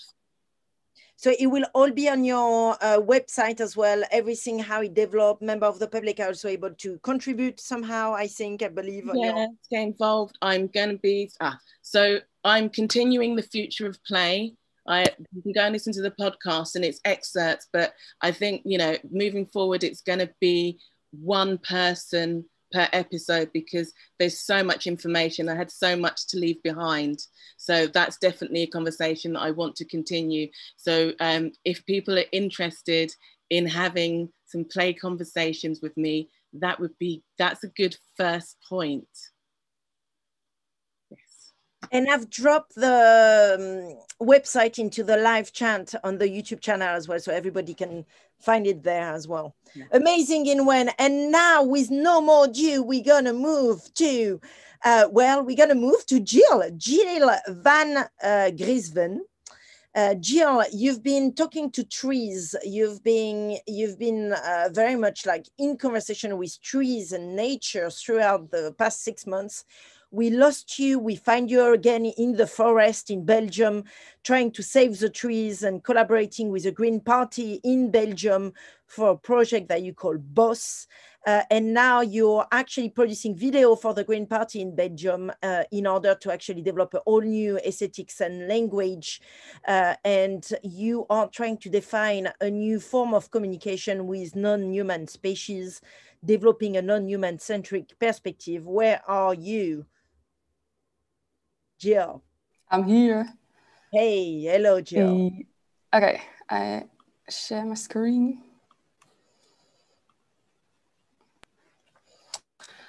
Yeah, so I guess as Imwan began, this is a really good one. I think we live in times of systemic change, and I think it's our job kind of to also inspire policymakers, which is what I try to do with my project. Yeah, the last few months I've done research on myths, on colonization and nature and how they're kind of interlinked. In short, I found that there's a myth of separation from nature. We think a lot that we're kind of separate from it. And also the kind of history that we tell is a history that humans are in the middle, as Donna Haraway calls it, this kind of human exceptionalism. And this is kind of like nature to the search into the root of this, and we tell stories kind of with language, and we write it down. Sorry, I'm just gonna remove your video maybe because the connection, your internet connection is a bit shaky, so we can hear you better. Yeah, there you go. Yeah, let's see if that's any better. Okay. Okay. Let me know. So yeah, basically, I think we desperately need more stories of the world that isn't human, and also of the perspective that isn't human, because the way we tell stories in the West, especially, are very centralized. And if you look at oral traditions, for example, they tell stories with natural characters as a character, like just as valuable as a human character. And this is also what I found in my research, is that one philosopher, John Zerzan, said that this is the moment we lost our connection to everything non-human, is the moment we abstracted her with words. So the moment we really start writing about it. If you look at the first alphabetic cultures, that's when the human character became really the main character, which I thought was very interesting. And this makes sense because kind of one of ways which the Western world tries to break indigenous cultures and like their culture on them is through language, because they want to take like a piece of the spirituality of human existence and abstract it into this like understandable code for everyone, like language. But this language is also tainted by ideology. So yeah, I guess what I found is that the old Hebrews started writing things down, and the Greeks and Semites later finishing. The stories about nature turn into a background for human events. And also the concept of linear time was born along with writing. It makes sense because then kind of the things that occurred were kind of in a line, like they occurred after each other. And written language is also no longer visually tied to the world of the physical and real things, but only in abstracted concepts. Sorry, can you still hear me? Yes, I can see you, but I'm going to be a massive pain. But how bad would it be for you to just click view, enter full screen, just so we can see the slides full screen? As opposed sorry. Oh, I forgot. Was it just view? It should be in just view, maybe. Corner of the window, if you click those three buttons on the left, the circles above the Zoom thing. What, this? No, on the left-hand side, top corner. Yeah. Down, not in Zoom, sorry, in your preview window. No. Here. You mean? You see where there's a Zoom, like a Zoom magnifying glass, sorry. There you go. If you click the green button, no. Oh, I'm sorry, yeah. Thanks, April. Beautiful. Right. Okay, keep going. Yeah, so if you're still following me,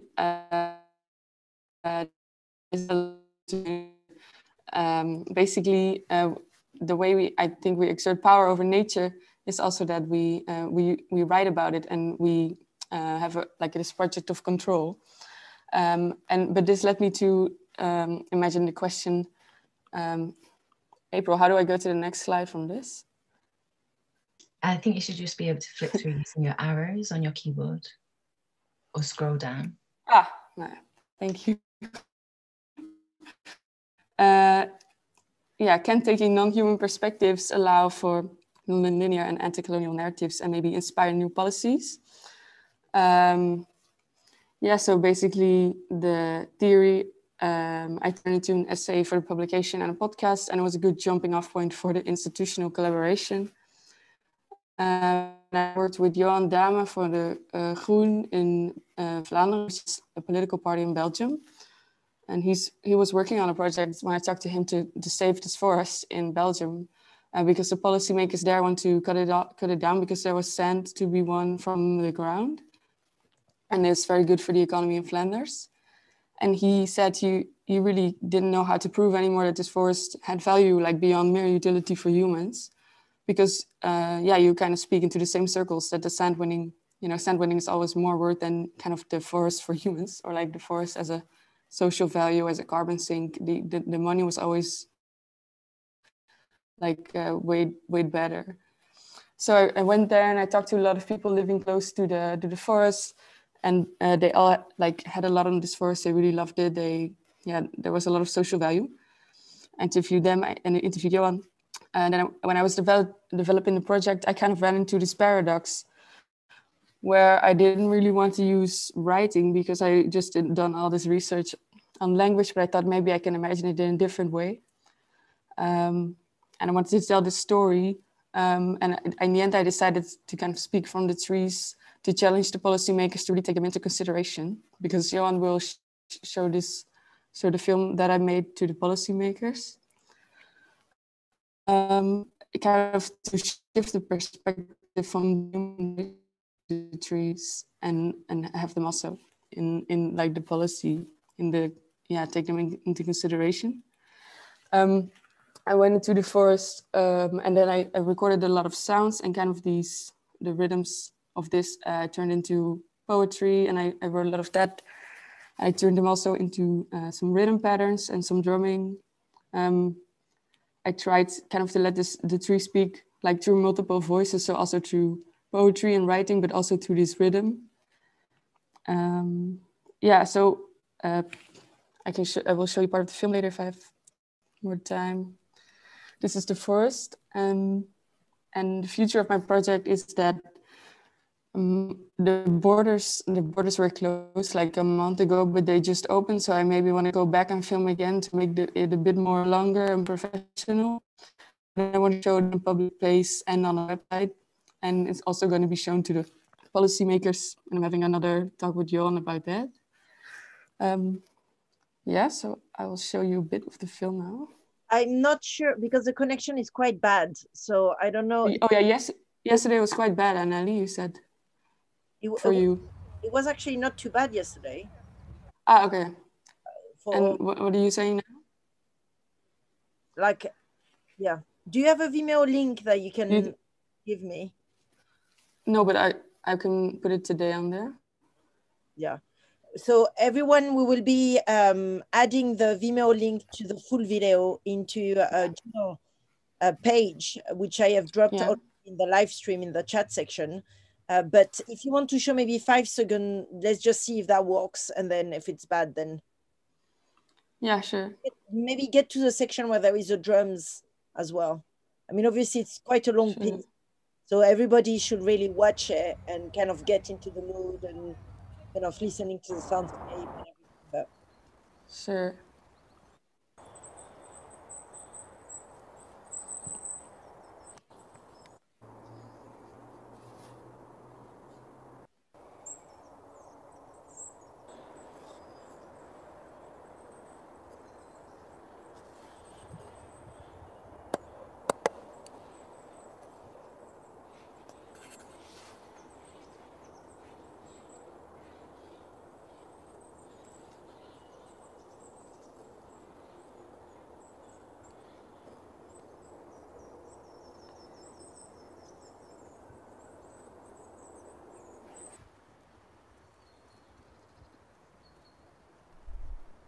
Ik sta hier al jaren zo. Ik heb alles zien gebeuren, open velden, frisse geur. Ik heb alles zien gebeuren, altijd blijven. Open velden, frisse geur, voel lang, maar niet altijd blijven uit jullie bomen. Ik heb de grijze torens op zijn koop. Wij terug apen die hakten wat jullie bomen. Jullie apen die laten zonnikomen. Met hun hoofd die hakten wat jullie tijdelijk gronden om jullie bouwen. Wij berouwen, maar begrijpen het op oudere rijden. Die is op oudere rijden en niet te bouwen. Wij berouwen, maar begrijpen we het.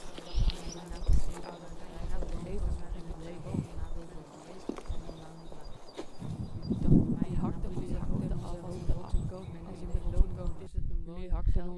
af, het is het een woninggeld, dus wat tel de loning, wat is een woninggeld, ik sta hier al jaren, het bouwen huis aan te tonen, dat is iets van waarde. Ik sta hier al jaren, het is duidelijk aan te tonen, dat is iets van waarde. Het geld te paren, wees gaan jij weet niemand is kwalijk, maar wil wel eens in aan iets, wees kwalijk, dat is kijk, man kan vergeld, wees tijdelijk niet. Ik kom je niet vertellen wat de meest uit van, maar alleen het brein van tijdens het weet iets van. Daarom geef ik altijd vrij, zelfs als je mijn keel doorsnijdt. Wie zijn de echte meeste weet zijn namen worden altijd vrij. Alleen het brein van zelf is er taal van. Dan blijft de kolonie perfect. Probeer nou zegt de Benson, ik ben de grootste ben ik zelfs een wat meer de fan, dat ben ik een jaar voor mensen die iets met heb ik grote wensen en grote plannen en zo ben ik in het laat mensen niet met defenden en zo ben ik in het wat ik zeg, laat me verhaal les, ik ben ook maar een wezen en je bespaart me van de les, maar goud en ding wat heb je niet handen, als je ik ben uit goud en hoe je hebt, dus sterring van de telkens die weer uit je bed halen van wat en als je werkt dan heb je dat je moet halen, dus in je werk dat die daarvan het geld dat je moet halen.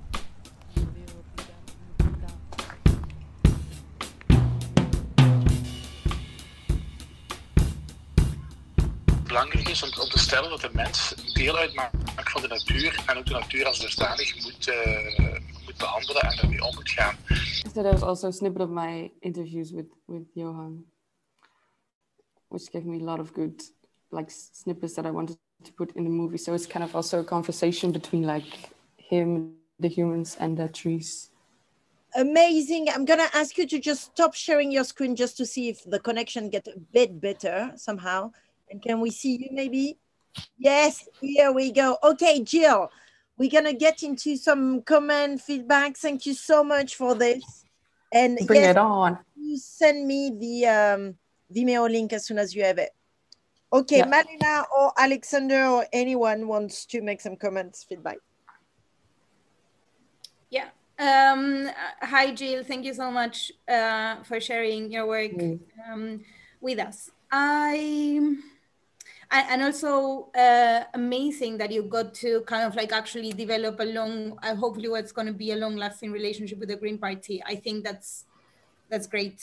My only concern, and I think we spoke about this during tutorials as well, is that in your research question, you talk about kind of taking non-human perspectives.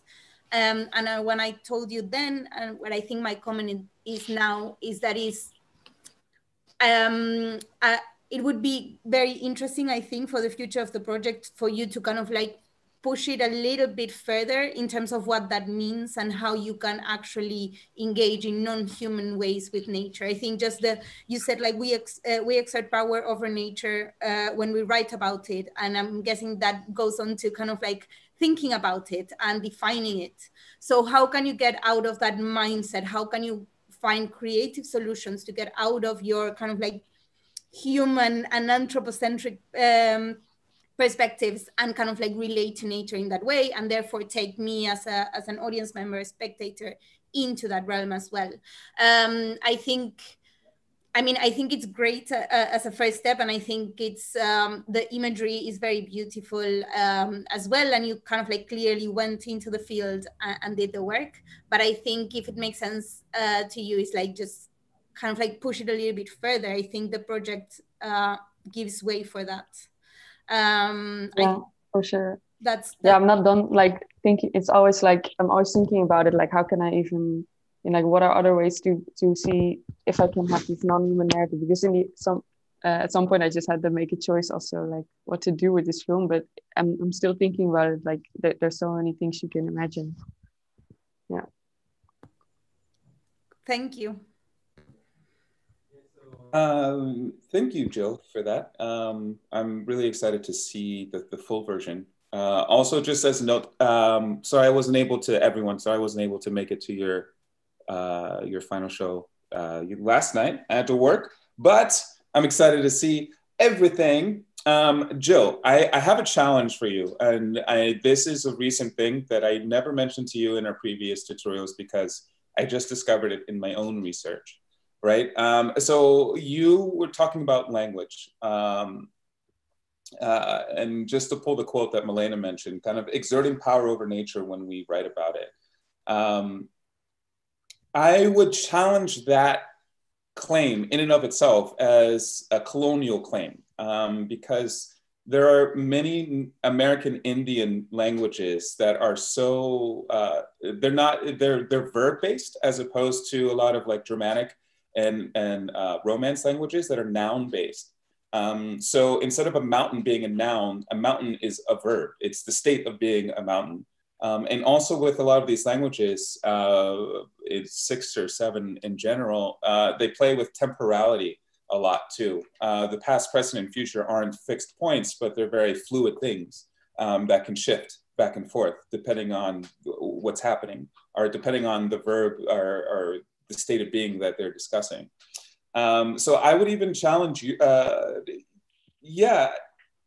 I think it's a very colonial thing to say that we exert power over nature when we write about it, because not every culture or language exerts power over nature when we write about it. So I would be very interested moving forward to see you kind of investigate these languages, or develop, as you're developing your own kind of language to explore the natural realm. I would challenge you to maybe investigate or consider other forms of media and writing. But overall, yeah, also to mimic what Malina said, very, very cool that you got in with the institution. That's hard work. Proud of you. I don't know, like we both know how much work that takes. So that's really badass. And I'm really, really excited for where this is going. Thank you.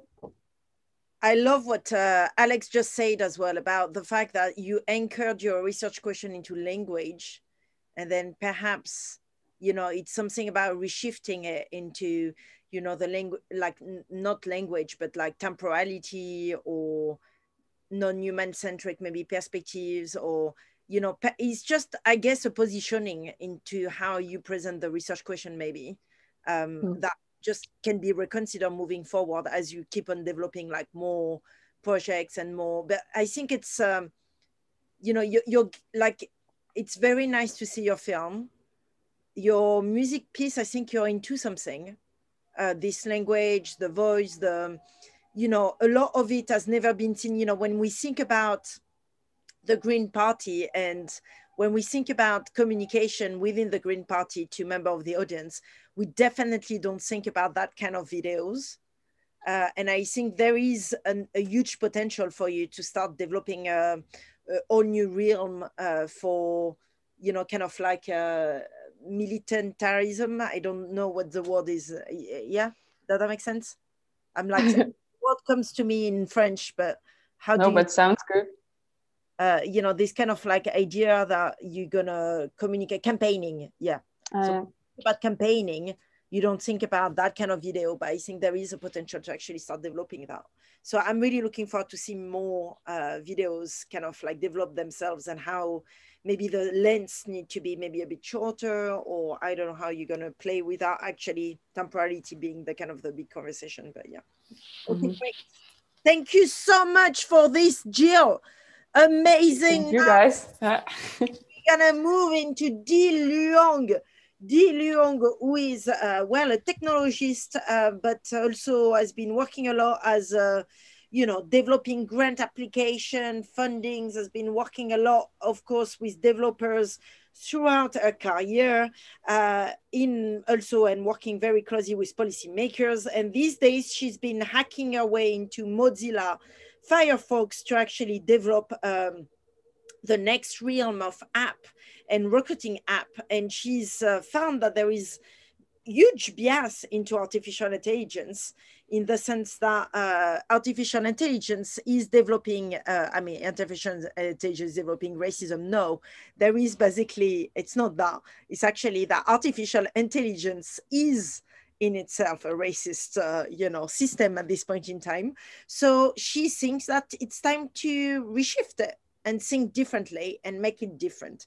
So how is she going to do that is basically going to be presented to you right now through the invention of DI with diverse intelligence, which is named after D. So D, how are you going to make a new form of artificial intelligence for us? Thank you, Nelly, for so eloquently describing the project. So DI stands for diverse intelligence. It's a robot, part RoboCop, part small wonder. It's like a sarcastic Rosie from the Jetsons. DI is a nanny from another time. DI is here to give you a peek into our technological futures. And here are a few things from DI directly. where I am from, workers are replaced by faceless machines, but they can fly. Workers are implanted with microchips to scan products as if they are products. A place where we give up our digital footprint so our faces can be recognized by other machines.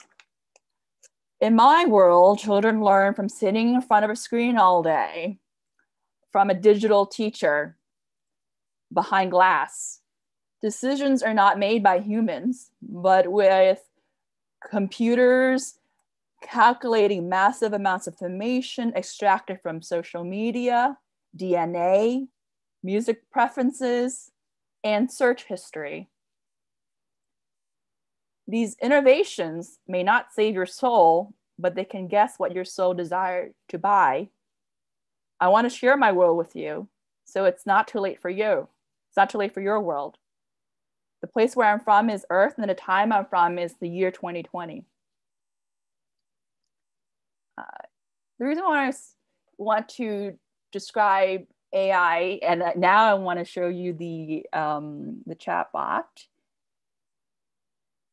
that I created, is D, let's call the robot D for short, is a guide that will guide those who are maybe less exposed to this topic and or have an interest in knowing more about what will happen if AI is continued to be embedded into the technology that dictate who gets hired, who gets fired, who gets to keep their job, and what would the job look like in the future.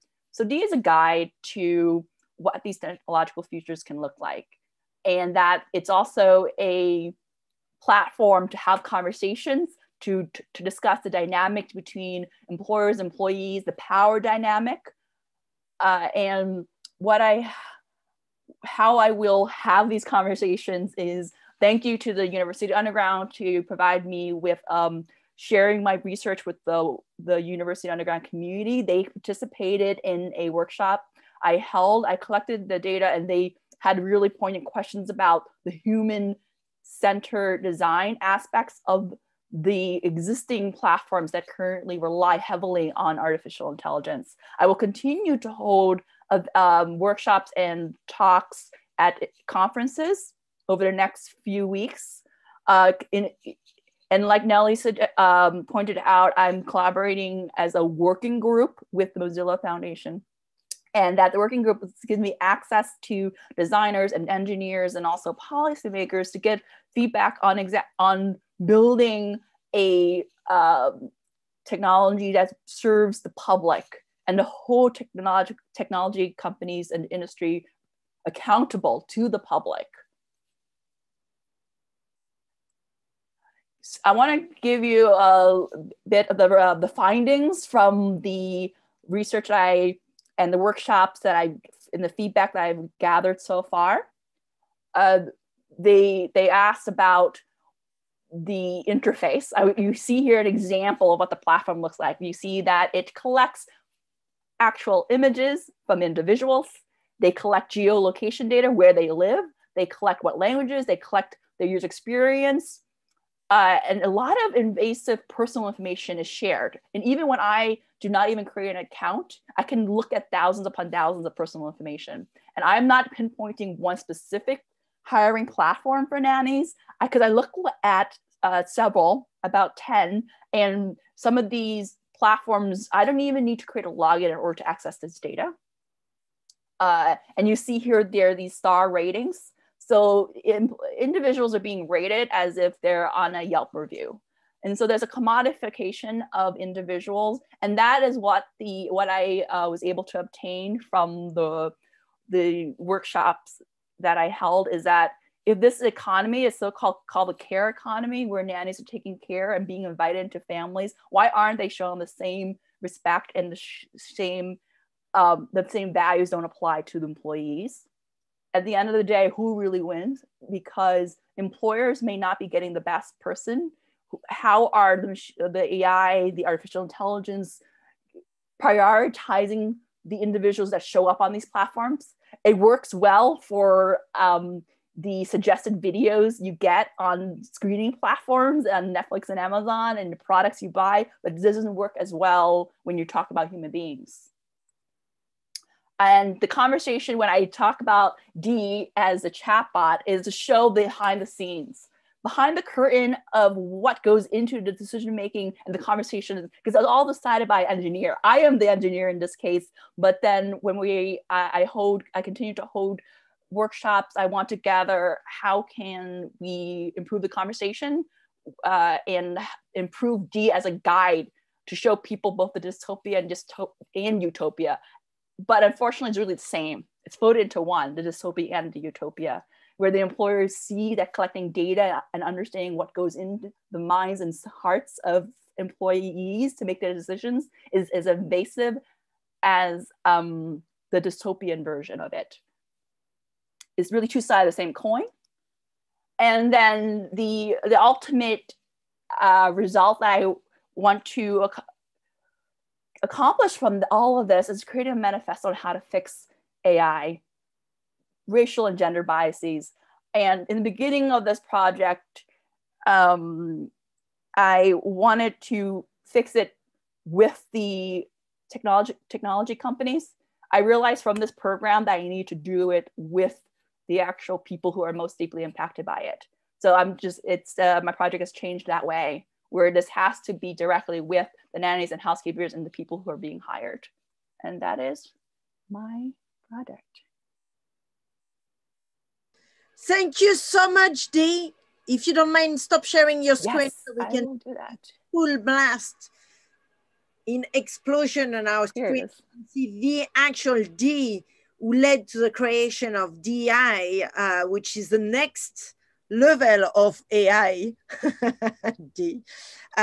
So diverse. Yes. More a 2.0 version. This is better. I will even say 3.0, you know, like your next. Oh, like a way better. So do we have any comment, feedback from Malina, Alexander? Yep.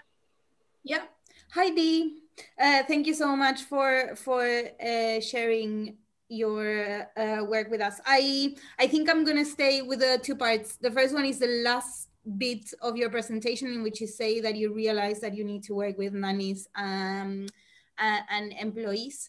I think we spoke about this during some of your tutorials, but I worked as a nanny for a really long time in London, and I think it's a job that is expected from Latin American women working in the US and Europe. I think it's something that we do, and it's an ongoing joke, and like we've seen it in sitcoms, it's there.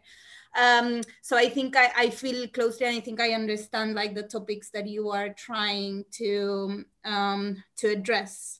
My thing is that I think you're right at that point where you can make, like you've been talking about AI and fixing AI and kind of like fixing bias in AI, but I think you kind of like, you are ready to make it more personable, to make it kind of like really address the individuals, like the people who are being affected by this. And I think that's the only thing that I'm lacking. I think it all makes sense, and I think it's clear and it's relevant, but I think it's missing that kind of like, okay, who are these individuals?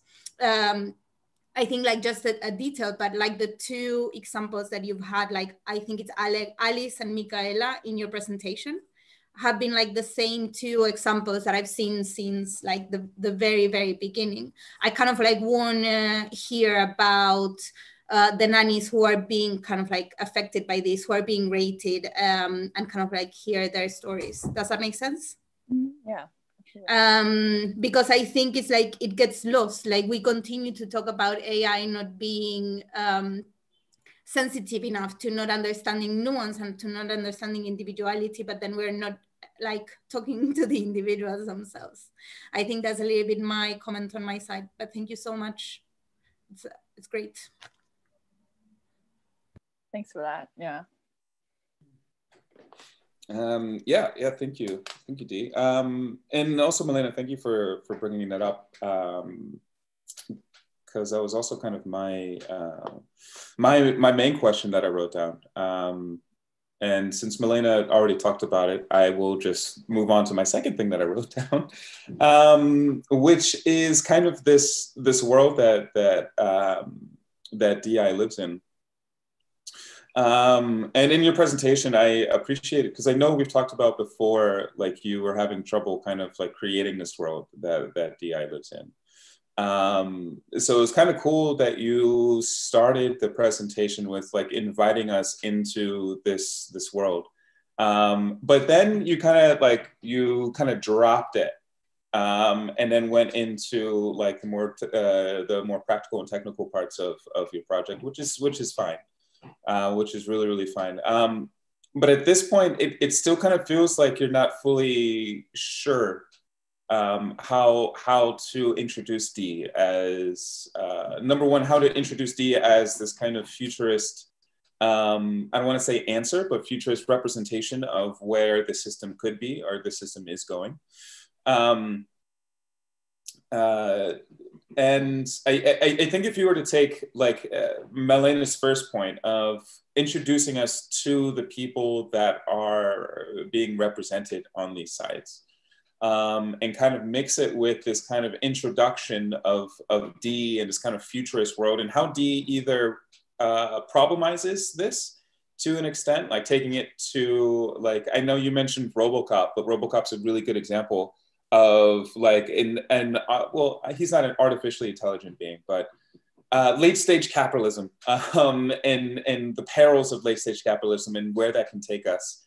And I believe that was a Paul Verhoeven film, who is a Dutch director who specializes in hyperviolence and hypersexuality and taking things to the extreme so that we can better understand what the hell is happening, what the hell is happening now. So yeah, I think moving forward, yeah, try to marry these two together. And if you are presenting to Mozilla or any other like organization moving forward, definitely the start of your presentation where you introduce us into D's world, I think was a highlight for me, and something that you could definitely move forward with and expand and dig into. Yeah, thanks both for your feedback. I also didn't make it clear that whatever I described in the beginning is going on right now already.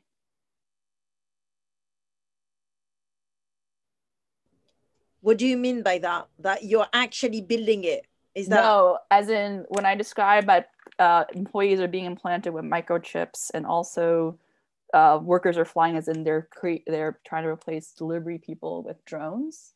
So when I present it, I plan to present this maybe as a website. It will come with references that is grounded in reality.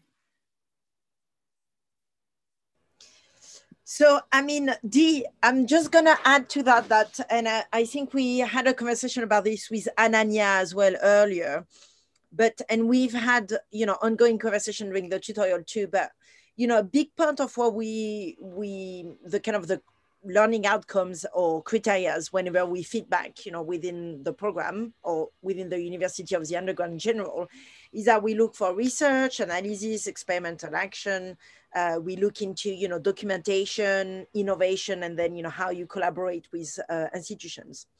Now, this whole section about documentation, for me, needs to be into your presentation, right? We need to see how you engage actively in conversation with Mozilla, Firefox, with other AI kind of stakeholders, to actually really change the system from within, so that your project doesn't sound like it's a commentary or it's like a speculative project, because it's not a speculative project. And for anyone that is watching the live stream or is even watching your presentation, it needs to be said that you're actually really building this thing. You're building a new form of app that will allow for another type of, like, not rating system, but like another type of conversation between, workers and, employers. So you're actually actively building this thing. And that, to me, because you don't share with us the kind of the dirtiness, or, not the dirty is maybe not the right word, but the messiness, actually, the messiness of this conversation inside your presentation, it feels like you're not letting us understand that this is not a kind of, speculative, like it doesn't exist. You actually have done it for real. So it looks like a fiction while it's actually a real thing. So you really want to address that and actually bring it into the presentation, and then work with a graphic designer too. Thanks. Yeah. Build up, grow the team. All right. Thanks for that. Okay, and with that in mind, we're gonna move into, well done, Dee. We're gonna move with the next cohort, researcher and student with April Edgar. April has been getting her nails into actually PR before joining the University of the Underground Press. She was in charge of media relations and so forth. But this time she thought that she wasn't going to communicate with humans. She was going to become a mushroom.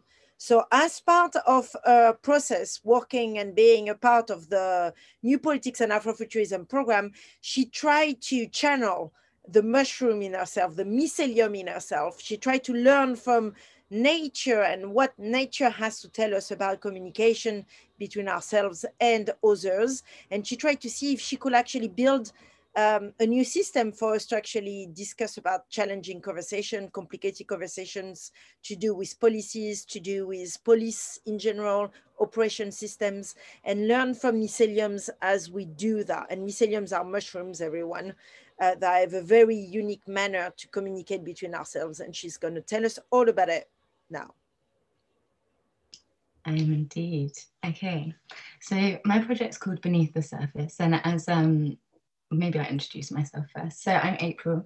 As Nelly said, I've been working in the creative industries for the last 6 years in a range of different roles, usually amplifying the voices of others in creative work, and whether that's brands or whatever it may be.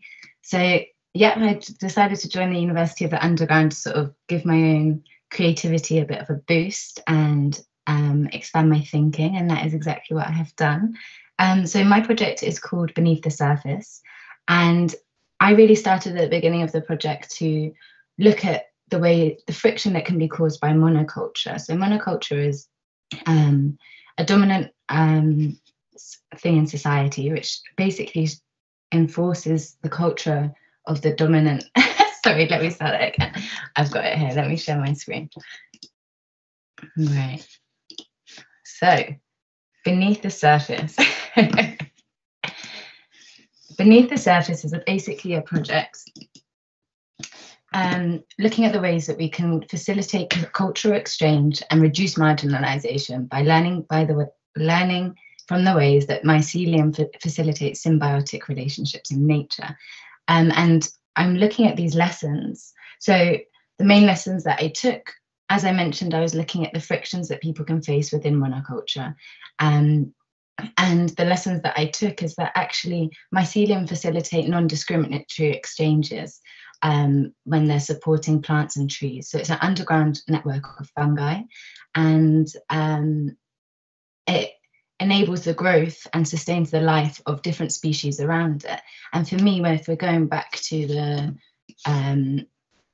brief of reimagining a world where both people and planet thrive, when I did a bit of free writing, for me, it was all about the networks of support, the intersections between beings, the blendings of cultures, environments, but in a way that people can have space and to express themselves in the way in which they feel they want to. So I've been looking at the ways in which we can create and facilitate this cultural exchange, essentially. And so because monocultures prohibit the extension of the self, and it creates these parameters. So I'm looking at the ways in which we can sort of expand out of this. And mycelium acts as a hub, so in which to support growth. So I've partnered with Aurora Family, a community interest company in Reading, which is my hometown. And we're using it as a base to expand out into the local community, talk about, so basically mycelium navigate through the world in search of food and nutrients and resources, and they also collaborate, beginning as a single cellular organism, and then as they navigate through the world, they become multicellular, collaborating with different parts of mycelium to create a huge, extensive support network. So that's essentially what I'm trying to do. I'm using mycelium as a metaphor in order to strengthen community ties, reduce marginalization.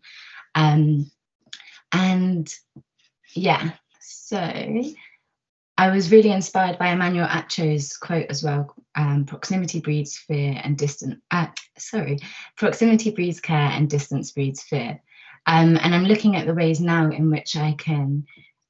So I've been talking to a lot of people in the community in Reading, as well as artists, as they communicate their sense of self and the way in which they expand and interact either within a monoculture or create support networks for themselves. I've got so much content to go through, but I've tried to distill it into a short live performance of a desktop documentary for you guys today. And this is very much the starting point. So this is the gathering of all these different perspectives, and this will then evolve into looking at the ways in which, okay, cool, we've gathered these stories and we've gathered these personal experiences, and how can we put them in front of policymakers? So I've got a meeting with some councillors from Reading, Green Party, Labour and Conservatives, and they're coming down to the hub, and we're going to have a discussion about the ways in which multiculturalism can be properly facilitated in a way in which people aren't restricted. So, yeah. So here we go. I'm going to, and the reason I'm doing a live performance of this desktop documentary. Desktop documentary is essentially a new genre of film which collates, as I've been looking at creating hubs and expanding knowledge and sort of bringing them together in a network. I feel like I've done this course 100% remotely, and my desktop has really been the hub of which I have collated all this knowledge. So I thought it was only suitable. So we're going to start now.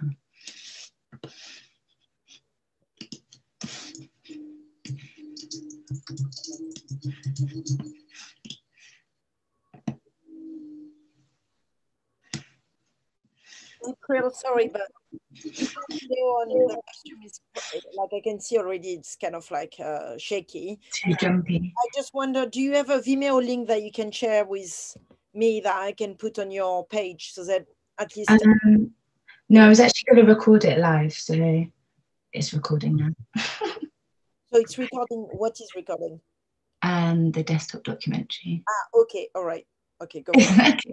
Don't worry, I can record it afterwards if you want. Do you want me to just play a couple of clips or? Well, I think you like just maybe don't make it too long, if you know what I mean. Sorry. Yeah. Okay.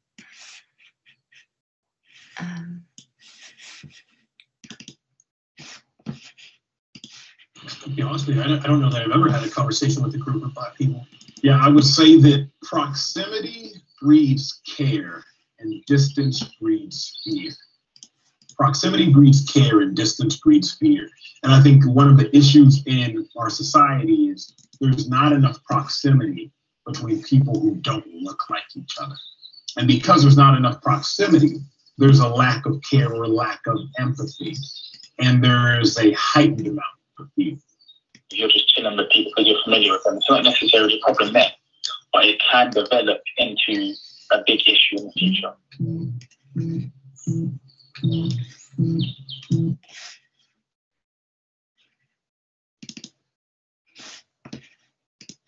So we have unwritten laws even just between us, what's okay, what's not okay.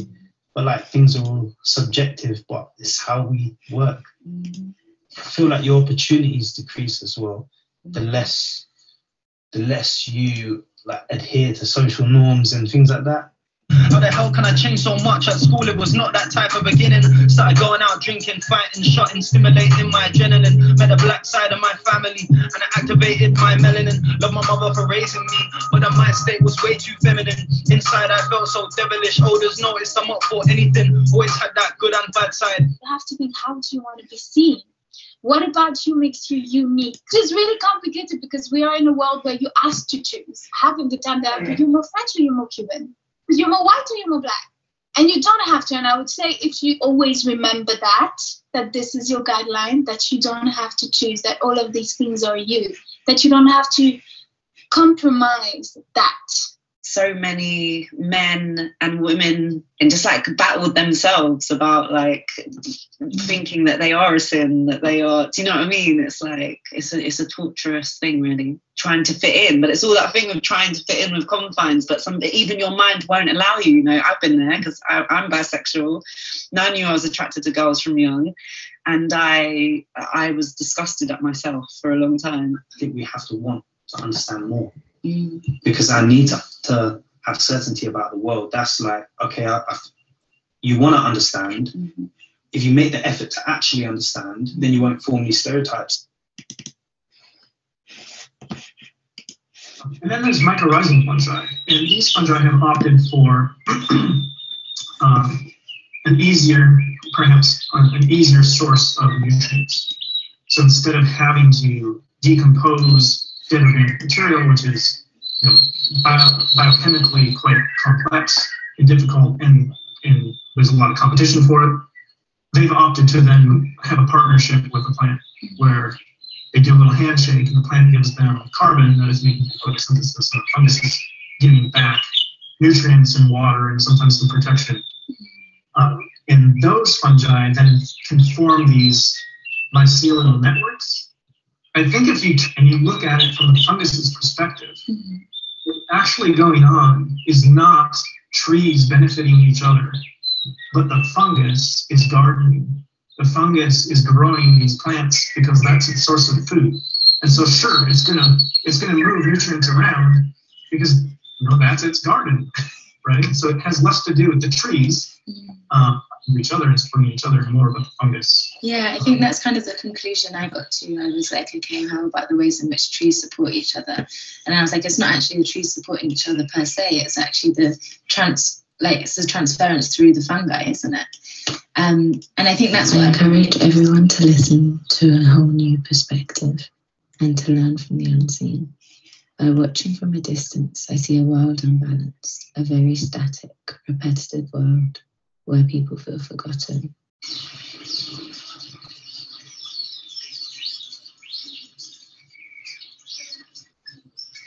I encourage everyone to listen to a whole new perspective and to learn from the unseen. I encourage everyone to listen. Okay, that's it. Sorry if that was too long. Okay, thank you very much, April. We're gonna get into the critique situation with Alex and Malina.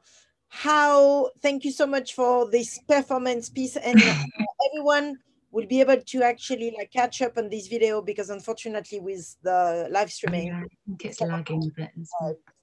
You know, it's not a very smooth watch. So do share a Vimeo link with me when you have a chance. I will do. Malina, Alexander. Hi, April. Thank you. Do you mind sharing your screen as well? Oh, sorry. There we go. There you go. I'll try and be brief. The first thing is that I am both, on the one hand, I'm very happy to see that like all of the collages that you brought throughout tutorials and that you've been doing the past 6 months kind of like translated and made their way to your final piece. I think it's nice to see kind of how it progressed and how you use that technique.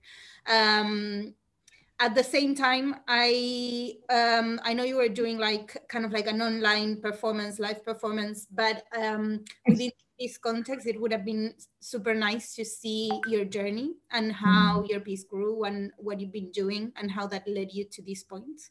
In terms of the piece itself, I'm not sure if it was my internet connection or the way it is, it kind of like, it's a very fragmented narrative, right? So you have like these windows popping up, there's kind of like juxtaposition of sound, of image. I kind of like, I got lost, and I'm not sure if it was me or in general, but I think that might be something to be mindful of. It's like if you're gonna present like a sort of complex but very clear metaphor like you did, I need to know what you're talking about. I need to understand why you mean that my salon do not discriminate in the relations. Like, you know what I mean? It's kind of like, I need a little bit more. I need a little bit more context to be there with you. But other than that, I think, I mean, you clearly kind of like decided and made aesthetic choices and made design choices, and I appreciate that. I think it's very interesting. Is that for me, I needed a little bit more context and a bit more clarity. I think, I guess, yeah, especially for people who have no prior context. I was just cautious that I tend to tell my whole story every time, and I just didn't want to do that again. But yeah, just as a quick side note for context. So, context is not telling your whole story. Context is clarifying the research question, clarifying, you know, the kind of what is mycelium, how does that inform your, you see what I mean? We're not asking you to tell us, you know, like in great because you know, for those that don't know April, like we use an introduction about, you know, how you were born, when you were born, daytime, hours. So just to be clear, this is not what Malina is telling you here. No, okay. From the viewer perspective, insight as to the research question, how it came about, and so forth. So I just quickly wanted to say that mycelium basically navigates through the world through this rhythmic pulse, which is why I reached out to artists and musicians, because that's the way in which they navigate and self-narrate. So the next phase of this project is basically going to be looking at the ways we can use independent media platforms to facilitate that narration and use it as a means of communication between different intersections of society. I forgot to mention that earlier. Yeah, thank you, April. I think I'm going to both agree and disagree with Malina here, because I agree that out of context, like if I were a newcomer, I would have no idea what that was about, right? So just to, once again, just to mirror Nelly and Malina, definitely moving forward, consider like how to present that context. Research question, all that stuff that Nelly said, I won't get too much into that. But I will say that I had my doubts about desktop documentary that I didn't want to tell you about because I didn't want you to not do it or not experiment with it. But I think that maybe you're on the verge of something here. If mycelium are this kind of weird, nonlinear, all over the place network, and at the same time, I'm watching this documentary, this desktop documentary that I felt, I don't know if you did this on purpose, but I felt it was kind of almost mirroring how you thought about mycelium and their pulses and how they grow. And the kind of information that they bring is just kind of like this rhythmic pulsation of things. So I was, yeah. So I don't know if you did that on purpose or not. Yeah, I did try to. You told me to get more abstract, so I tried. Because you are very, literal. Like Malina asked you for background, and you're like, "Well, I was born on." But yeah, no, I think, yeah, yeah. Those are my thoughts. That's. And this is very much just the first iteration. Like it needs to be practiced and done and redone. So yeah. Can I just suggest there's this that Alex has brought up this reference before, the Be Like Water, my friend. What's the name of the artist, Alex? Give me a hint. That was Bruce Lee. Yeah, no, I know, but like the filmmaker that has been making films in the Netherlands. Anyways, I'll find the reference and give it to you. I think that might be like an amazing reference because it's abstract enough, but then, you start kind of like getting what she's talking about. So yeah, I send you the reference. I mean, I guess it's kind of like, here we're talking aesthetics, we're talking kind of like, and in a way, yeah, mycelium, but I don't know that your way of using desktop documentary is actually informed by your research. So I think now is the good time that now you have you know, in a way, the way you function is quite scattered, right? Like, and don't take it the wrong way, but like you pick up ADHD, it's right. You're talking about being a butterfly. You're like the butterfly, bloop, bloop, bloop, bloop. You know, you go there, and then eventually become something. But now is the time where you need to really start looking into these things and go and make a thorough, research, not surface, not actually go beneath the surface, which is the project this time. Gonna actually really look at, you know, what has been done in documentary and desktop documentary, because that has been going on from the 90s. So there is a lot of artists that have been using that as an art form within the music industry and others. So it's, it's been there for quite a while. So there is a big peers, a big network around that. And then also really looking into mycelium and researching the actual connection pattern and how does that can inform the way you're going to mix or DJ or VJ your, your interviews. Then I wouldn't have anything to say, because then we can kind of see how the two of them kind of merge with each other in a, in a rational manner in some level, like it's actually informed from the research, and that's what we are seeing here. But then it still left us with the conversation about how does that make its way back to the institutions you've been working with, and who is this for? And I think this is a question that I've been thinking about throughout the presentation. Like, I'm still not understanding what what you're trying to change or address here. I guess you're trying to reveal new meanings, but to whom and how, that all has to be clarified, because I don't know how you're kind of like, and actually this is your realm of expertise here, as someone that has been working in PR and marketing for quite a long time. Like, how do you then bring this back into the community or the audience that you're trying to target there? I don't know that you have answered that question yet. I think I was just getting tripped up on the creative process for so long. But I can definitely, and you have a desktop documentary that came quite late in the process. So definitely needs to be some work and iteration around that. But the colleges, all of that, keep working on it. It's work in progress. Like, there is more to do, but you're in a good place now to move to the next step, And I feel like everything's just clicking into place now. That's really exciting, April. So that's good. Okay, cool. Next, moving on into outer space, we're going to welcome Iris Apsit, everyone. She's studying law and space law. And as it happens, she's been wondering how we could basically use character building and world building in the context of space and space exploration. And she's been looking and developing a method through workshops, so that she can bring in space experts and members of the public to try and define the next phase of humanity in outer space. Here comes Iris Apsit, live from Zurich or wherever she is. Hello. I'm shaking, so I'll shake again. Okay, so Lulu is not here today. She's gone to her outsphere, so today is going to be a little bit me taking you through my brain. And I'm gonna share my screen. All right, so before we start, I want to start with this phrase that I'm gonna just make it small. Okay, we live in capitalism. Its power seems inescapable, so did the divine right of kings. Any human power can be resisted and changed by human beings. Resistance and change often begin in art, and very often in our art, the art of words. So, this is how things kind of begin. Wait, I lost you. Where are you? Here.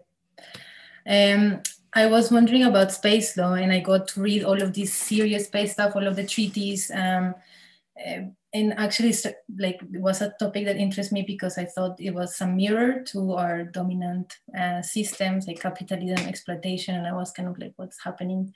So I got this this book this binder where I started collecting all of this international space law, and where I saw that continuously the words use, exploitation kept coming, and that there was actually not only an outdated vision about space, but also not applicable to what is happening right now in space, which is a very big economical expansion that is reproducing then again like this power dynamics in space. So that was my starting point. So very much like a serious, rational starting point. And then I thought actually it's also a good metaphor, you know, what is outer space? Have we actually forgotten to look out? What is our connection to it? So this was an intent to try to address actually space law. So I decided to build myself an astronaut suit using the bits of law that from the texts. And I thought this would be a nice tool to actually go around and try to embody, not embody myself, but to kind of show law, not in this very serious way that is in a book that no one is gonna read, or is very much a niche tool, but this would be something fun that I could use. And this process was myself as well trying to address these very complex legal tools. I also was exploring with videos. So I was talking, for example, in this video that I'm not gonna show because you're coming a little bit into my brain today, but where I was addressing the Kessler syndrome, which is the collision of space debris in outer space. And then I was kind of worried about, you know, what is gonna become, you know, our outer space full of this trash. And I shared this video and started a conversation as well with others, but like, oh, what is happening in outer space? What about space debris? That was kind of like an interesting start of trying to share all of the things I was reading. Then I thought, okay, who has access actually to these legal tools? Because not only it's very important what is happening right now in outer space, but not many people are aware, not in the scientific part only, which is the one that everyone kind of have access to, but the one where, you know, there's regulations about exploitation, about who goes where, to do what. And I think, yeah, as I said, like it mirrors pretty problematic capitalist and exploitative systems. So I tried to apply to different courses. I applied the European, the ASA Academy, the European Space Agency, has a training online course, and they say, no, you can't come because you're not an engineer, a scientist. But I was attending many congresses and other things. I was also having a research journal in which I was writing all of my impressions of all of the different congresses I was attending, and hearing all of these experts and representative of countries and scientists talking about outer space, and trying to translate that into my own little world, which is somebody that didn't know anything about it. Then I was also trying to experiment how this got into my dreams and how this could come out of, again, from my dreams to matter. So I used clay to try to, you know, embody these dreams about space I was having through this research. That, yeah. And through all of these different experiments, what came to me was that it was very fundamental to think other planets, in other words, not only to stop thinking about the division that planet and species, whether it's human or others, but that we have to start thinking from otherness to otherness and with otherness. And in the case of outer space, this was kind of clear for me. So I got to this storytelling as a political tool, and how can we imagine new narratives for outer space and possible futures using collaborative processes of performance and writing. So here is Itasha Womack, that was one of the intervenants, super inspiring, talking about imagination as well and humanity. This is an example of, you know, something that I kind of stand not against, but that was very surprising. You know, the French army calling for sci-fi writers for them to develop future scenarios that could benefit the defense and innovation. And I was like, okay, what are our imaginaries serving? Can they serve something else?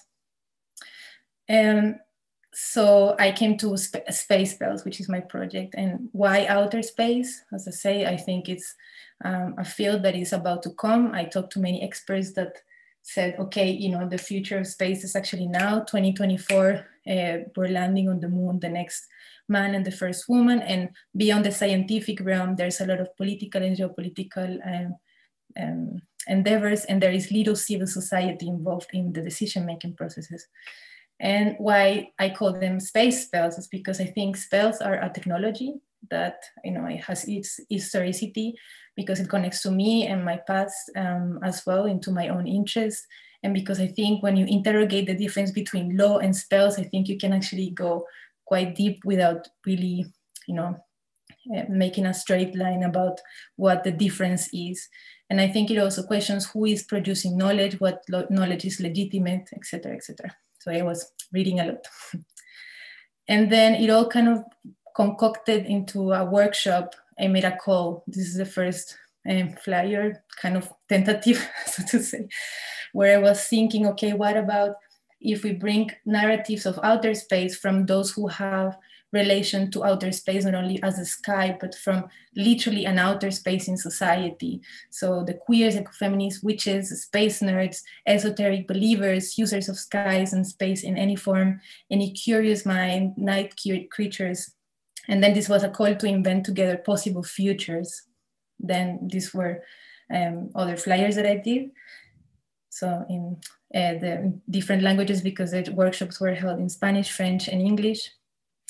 And I come to this thanks to Alex as well, who invited me to investigate the world of Dungeons and Dragons. I started as well walking through these role play methodologies about how can you build up a character.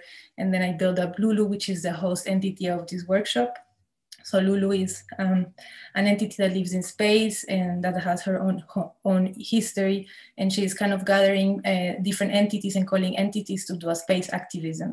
And she has this spacesuit, the one that you saw before, that is made of these laws, as sort of like a mirror to humanity as well, and how we're using these paper laws to justify things that sometimes are very exploitative. So the methodologies I used were Dungeons and Dragons, rituals as well, because I was talking a lot about how to make this workshop not just a workshop that you come in and that's it, but to make it actually something meaningful. I do DJing, so I was also taking this back-to-back idea of music playing, but mixing it with the exquisite corpse realistic game and other projects I have done, which the name you have here. And came with this idea of developing different exercises of collaborative writing in this workshop. So this is the kind of structure of the workshop. There was a series of online collaborative writing and role play workshops of 2 hours.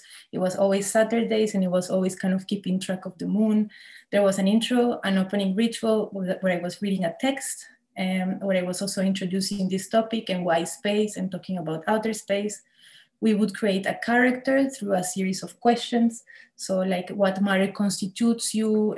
What are your fears? And it was amazing how people would take from these questions super complex characters.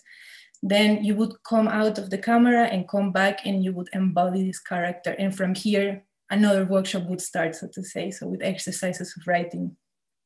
Then we would say goodbye to the entity, and then we will have a feedback round. And the feedback was pretty insane, actually. Everyone was very excited. I think many people want to continue the adventure, continue writing together. It was a space where people from Japan to Brazil to many other places came together as well. So yeah, 3 languages, 16 participants. I have a website now, an Instagram, and I'm gonna keep doing the workshops. And right now I'm talking to Swiss connections in the scientific community. I was talking with this astrophysicist who was completely amazed because she doesn't know anything about these space law things. And she says that there's many people in the community of scientists that actually are much in the science, are not really aware about this law or policy making in space. So I thought this is an amazing opportunity. So let's see what's coming up. I also proposed this workshop a little bit modified to the International Astronautical Federation Congress in Dubai for this year, to the Lab of Impossibilities, which has been already accepted. So yeah, I have addressed all of these people that you can see here. And concretely, I have to continue to work through the graphics, to connect with more people. I want to keep interviewing, I want to keep the workshops, to try to involve more this policy making part of it and how to kind of take this as an output. And yeah, check the publication and the podcast for us to continue this. That was it. Okay, thank you very much, Iris, for this. And we're going to welcome critics, comment, feedback from, well, from anyone who wants to talk. And also, if you have any question for Iris, you can put them into the chat section. Thank you so much, Iris, for sharing this. I'm glad it all came together. I think we spoke like a month ago, or a little bit over a month, about the workshop. So I'm glad they worked out. Can you please share a little bit about like what the outcome of the workshops was? Like what were the spells and how are you planning on sharing those? Yeah, that's a good question. Actually, there's in the webpage a site where, I mean, it was very much a question I had, because I think the spells or the process of what was happening was very much so much an intimate process that I didn't want it to just open it for everyone, you know, as it to consult. So I'm trying to gather stories from the participants that wanted to share what they did during the workshops. So they're going to be in the website soon. I'm trying to first kind of gather together what, you know, who is okay to do that. And I think it was very important because the space became actually a very much like an intimate space to create. And that's why I mean that when I try to think about this output and how this is going to reach policy making, I think it's with the public. I think when it starts as well involving much more institutions, like, you know, if this comes to be as in the Congress this year or in other spaces where explicitly you're coming together, then, or yeah, I think I'm kind of still with this ingredient of the, yeah, that answer. Thank you, Iris, for that. I have like a question specific to you and also like a general question. But I over time, I'm just now realizing this. Have you guys talked to each other about your projects? Because Iris, your project, I mean, when you're talking about like collaborative writing, like I'm wondering if you and Ananya got together ever and discussed your method and what this looks like for each of you. Is that something that happened between?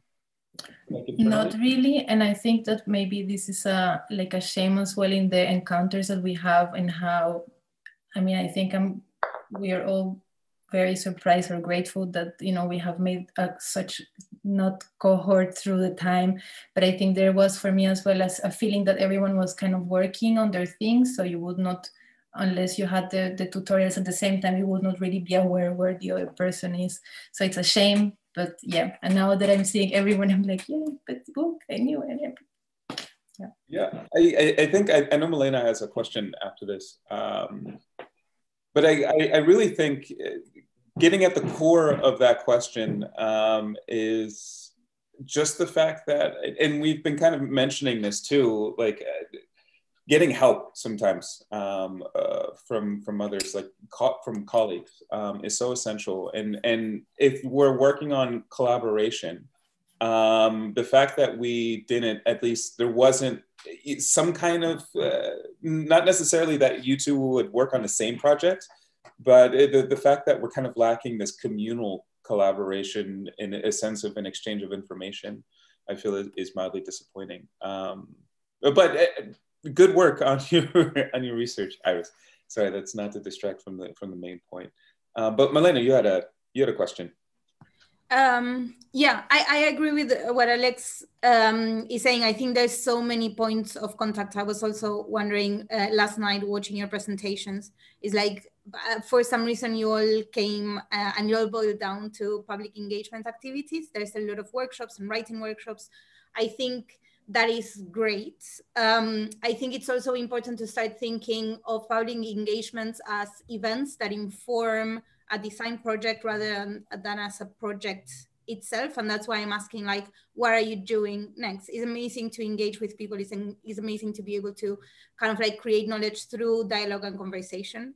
But where does that lead, and how do you kind of like transform that knowledge that has been created into a project? And I think Iris and for Ananya, like that's a similar process. It's like, okay, now I've spoken to people and we created a network. What are we doing next? How is this evolving? I think that's it for me. In general, I know a lot of you have like public engagement in one as well. April, you've spoken to people. Adnan, you're talking about a collective. Kind of like, what's next? Yeah, in that what's next question, like there's some of the participants that want to keep meeting and kind of take further the, yes, I think you're muted. Keep this in your mind, because I just want to insist on this, because it's a very important point made here by Malina and Alex, is that don't forget that really the program is about designing events and designing experiences for and within, you know, an institution, but also, you know, for a community too, and building through the process, you know, an organized community. So it is, it's completely fair that there has been a lot of workshop, and I think a lot is to do with the pandemic and the kind of, you know, how much you could push, you know, you could push yourself to try and investigate different realm when everything is kind of blocked or stopped, or, but it feels like to see the workshop as the end or the outcome is not the right way of saying it. It's just, it's part of the process.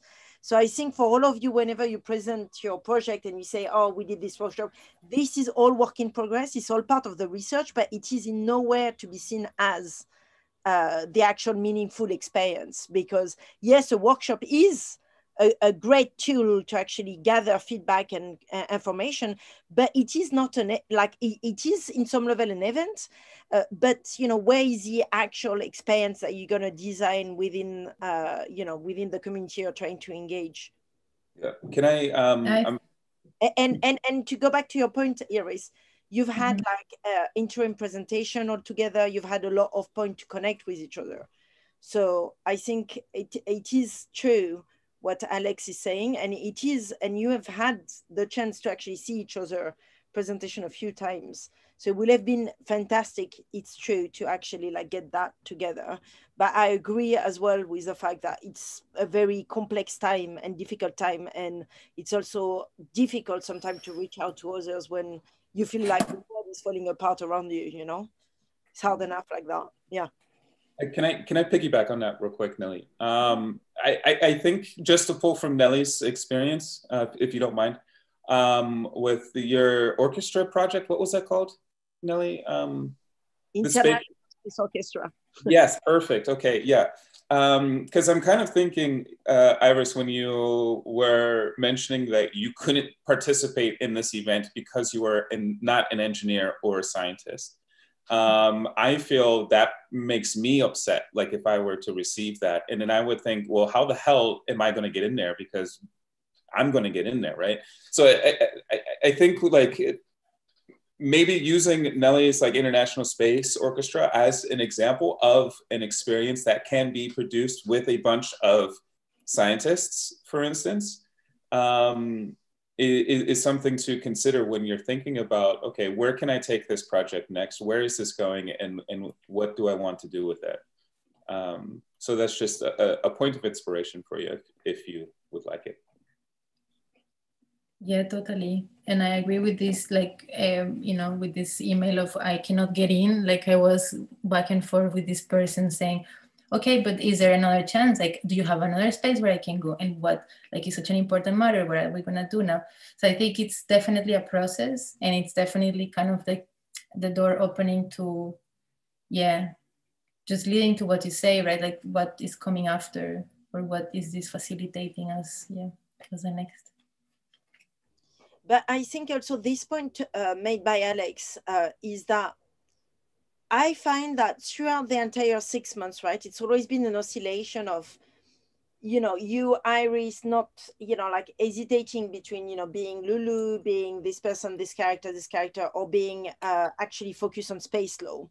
So I feel it's like, it's amazing. Like when you look at the website, you know, of course, I also will, like, we just going to repeat ourselves from previous feedbacks, but, you know, work with a graphic designer, make sure the graphic language kind of makes sense with the audience you're trying to like bind in, you know, all of that still apply for you, but also for everybody else. You know, I don't know that the graphic styles and the graphic reference you picked, I don't understand, and I've said it to you many times through the tutorials, I don't really understand where they're coming from and what kind of led to them in a way, and that needs to be addressed, and perhaps it needs maybe someone else into the team that is, you know, into your collaboration that is going to be working with you on defining this, and you need to direct it.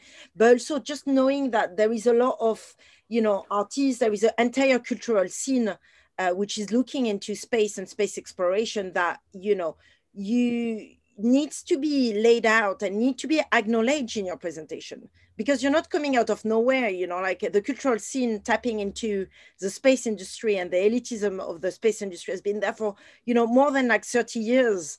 And so it's about like trying to also acknowledge that and kind of like seeing how you fit in that or react to it against it or propose a new outlet, so that you can actually really define how your work is so innovative, because it's proposing an integration of magic into the pot, because it's proposing an integration of, you know, character building into the pot, because all of that. So it's about actually defining how you bring in an original knowledge and actually really laying out the existing territories. And I still don't know if you exist within the space law or you exist in the cultural scene. And I don't know where your intervention would be the most, you know, original at this point in time. I'm not too sure yet, but that's great, because that's a good place to be into at this point in time, at the end of your, you know, of this program, is to actually start to define, okay, am I going to position myself into space policy? Am I going to position myself into the cultural scene in space exploration, and keep on being, you know, known as an artist or as a space lawyer in a way? You know, and I think you have this kind of like incredible offer for you moving forward, which is really exciting. Mm-hmm. Also, where the hell is Lulu and Fred, and why were they not present during this whole thing? This crit. Yeah. Today, you mean? Yeah, today. I mean, Lulu's gone. Fred wasn't here earlier. I don't want any critic. I wouldn't want to, you know. I wouldn't want you know, we took out the shell to take it all, with, you know, heart open. Yeah, thank you so much. It's true. I agree with you, Nelly. I think space law is fascinating. Like I started joining like the Space Generation Advisory Council Space Law Working Group, and it's fascinating to me, but I'm also like, okay, how do you translate that into something accessible? Anyway, thank you. Yes. Well.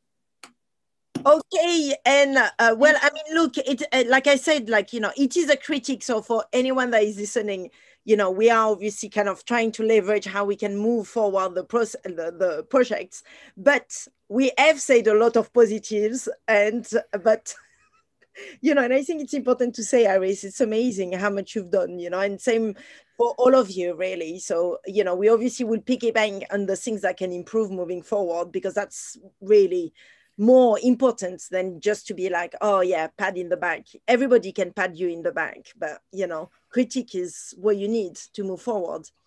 Okay, let's keep going. For the compost. We have Zhaozi Zong, where is she? She's going to come up next with a project called the you know, Alien Without Extraordinary Ability. And as a part of the process, she's been investigating what does it mean to be an alien with extraordinary ability, and how can we kind of like consider an alternative where, you know, migrants are not being defined through a value system defined by nation states throughout the world.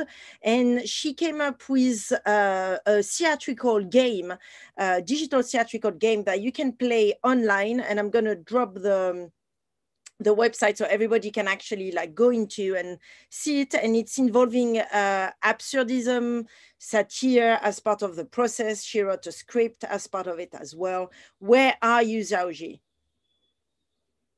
Hello, thanks for the introduction, Nelly. I am live from Erfurt, Germany, the capital of Thuringia State that not a lot of people know, but it's a great city. Please check it out. I will share with you my PowerPoint now. So can you all see the PowerPoint right now? Okay, cool. All right. Hi, this is Song Xiaoji. I am from Wuhan, China. I am currently in Germany, and today I'm presenting to you my project Alien Without Extraordinary Ability. It's a research project, And it ends up being a theatrical board game in the research process of literature research and speculative experimentation. And I hope I can build a network of people who work related to topic of migration and labor in the process. So today, besides introducing the background of the project, I want to also introduce a bit deeper into the game mechanism that I designed for the board game, which I'm prototyping at the moment. So before going into alien without extraordinary ability and what does it mean, I want to first explain a bit to the people what is alien of extraordinary ability. The name of my project is a reference to this type of visa. It's a type of visa that are issued in a few countries to be granted to or give priority to individuals who have demonstrated extraordinary talents or skills or ability in a certain area, mostly related to art, science, and sports, sometimes also related to other area. This type of visa, one of the famous recipient of this visa is our famous Melania Trump. So during my literature research process, I'm not just looking at this type of visa specifically. I am also looking at many different kind of migration system that basically set up the gate of migration based on what people's skill, value, ability are. So this system includes other alien of extraordinary ability, but also highly skilled immigrant visa that were issued in many European countries, such as in the Netherlands in 2020. If you want to be considered as a highly skilled immigrant when you're over 30, you have to earn more than 4,600 euro gross per month. And another example would be the point-based immigration system. But what I find ironic in this system, and that's a main point of my investigation, that comes from that how this value of migrants are defined differently. The value of labor produced by migrants are defined differently across time and space. One of the examples we have here would be Switzerland, that in the 90s, a lot of the criteria for a migrant person to stay there was cultural proximity. And because of a lot of changes in the political landscape and also criticism from different community, this cultural proximity were slowly replaced to the term of skill. So I think this is just one example, and there are many more examples that kind of tells us the irony inside the system. Therefore, my project called Alien Without Extraordinary Ability, I want to emphasize that what kind of conditions we are putting migrant worker and the migrant body into under such a system to define people's value based on what kind of labor that they can produce, and also who has the ultimate power to define the system, who has the power to define what is considered essential skill or not, what is considered important skill or not, what is considered high skill and what is considered extraordinary ability. Because any of us at a certain point in time or at a certain place, at a certain location, we are the alien without extraordinary ability. We are alienated as the outsider, and we do not have enough ability to gain the right to have a place to stay in safety, in dignity. So during my research, I started this project because I am a migrant myself. I migrated from China to Germany. My grandma in my family history migrated from Indonesia to China. And the comparison in the differences in our journey in different time, in different space was really something that moves me, and also something make me reflect on the changes in the system, and also what kind of issues we still have in the system that we take for granted for too long. So in my literature research process, I come across a lot of issues that exist in current system, and how many different programs exist that try to define what people can do in a country. It's when you're a migrant, you're being put like in a factory that you are in constant competition with other migrant workers, you're in competition with a local worker, you cannot be too bad, because if you're too bad, you are out of the country, you will be deported.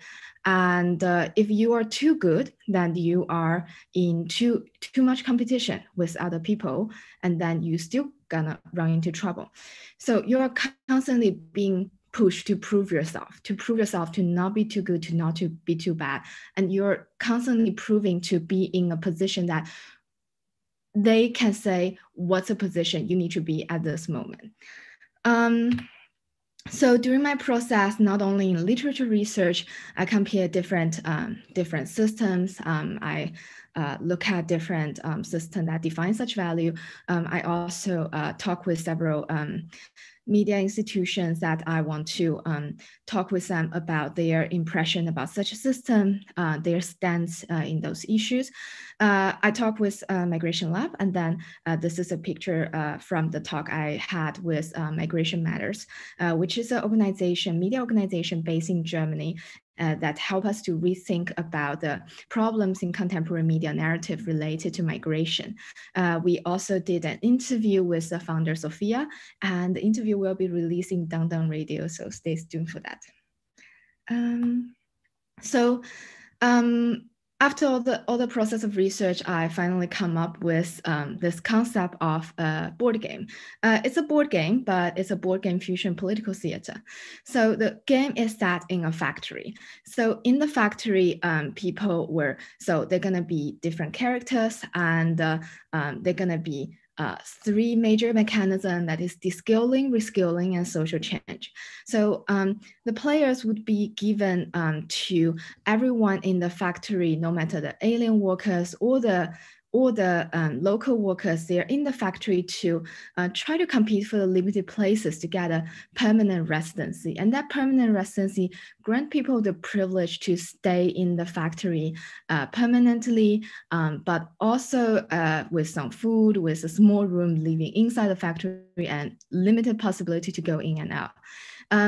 In the game, people have to not only play, but also to calculate their skill scores, which gonna change because of the different reskilling or de-skilling card they're gonna draw. And people gonna try to collectively negotiate and try to push for social change. And social change can be activated by performing. And from time to time, the boss of the game gonna try to force one or two people to perform a theater monologue, because the theater monologue might have hints on their starting point of the game to see who actually have the score that the boss actually need. So in the game, we have alien workers. We have, this is a 4-people game that I'm developing right now. We have 2 alien workers, we have 1 local worker, and we have 1 boss. So the 2 alien workers, they're gonna be, and together with the local worker, they're gonna be walking around in the board based on the dice they roll. And the boss gonna be observing outside, and the boss have the right to ask questions, and the boss has the right to ask them to perform. And the boss also has another right, that is to modify the tiles in the game anytime he wants in the beginning of each turn. So for the workers in the game, the alien workers, both alien workers and local workers, they're gonna get a starting score. They're gonna get 3 categories of 3 basic skills I'm gonna explain later. And but their later reskilling and de-skilling are known to each other because the cards would be open, but the starting scores are unknown. However, the alien worker who have the higher starting score, the alien worker, he gonna be in competition with a local worker, while the alien worker with the lower starting score are gonna be in alliance with a local worker. But they have no idea they have no way to find out the starting score, therefore who is their actual alliance or who is their actual enemy. So they have to try to guess in the process of perform and play. So they're going to be action cards, and the action cards going to include de-skilling cards, reskilling cards, accident bonus, and also the social change card. And they're going to be character cards. The alien workers card, each card of the alien worker gonna be connected to a 3-scene theater monologues about their background, and the 2 scenes of those theater monologue gonna be connected to one of the social change skill that can be activated, but before it was activated, it was hidden. So, that's also, except for compete and perform, the game mechanism I want to introduce, I find most interesting would be the social change mechanism in the game. That is that the workers can break the system if they want.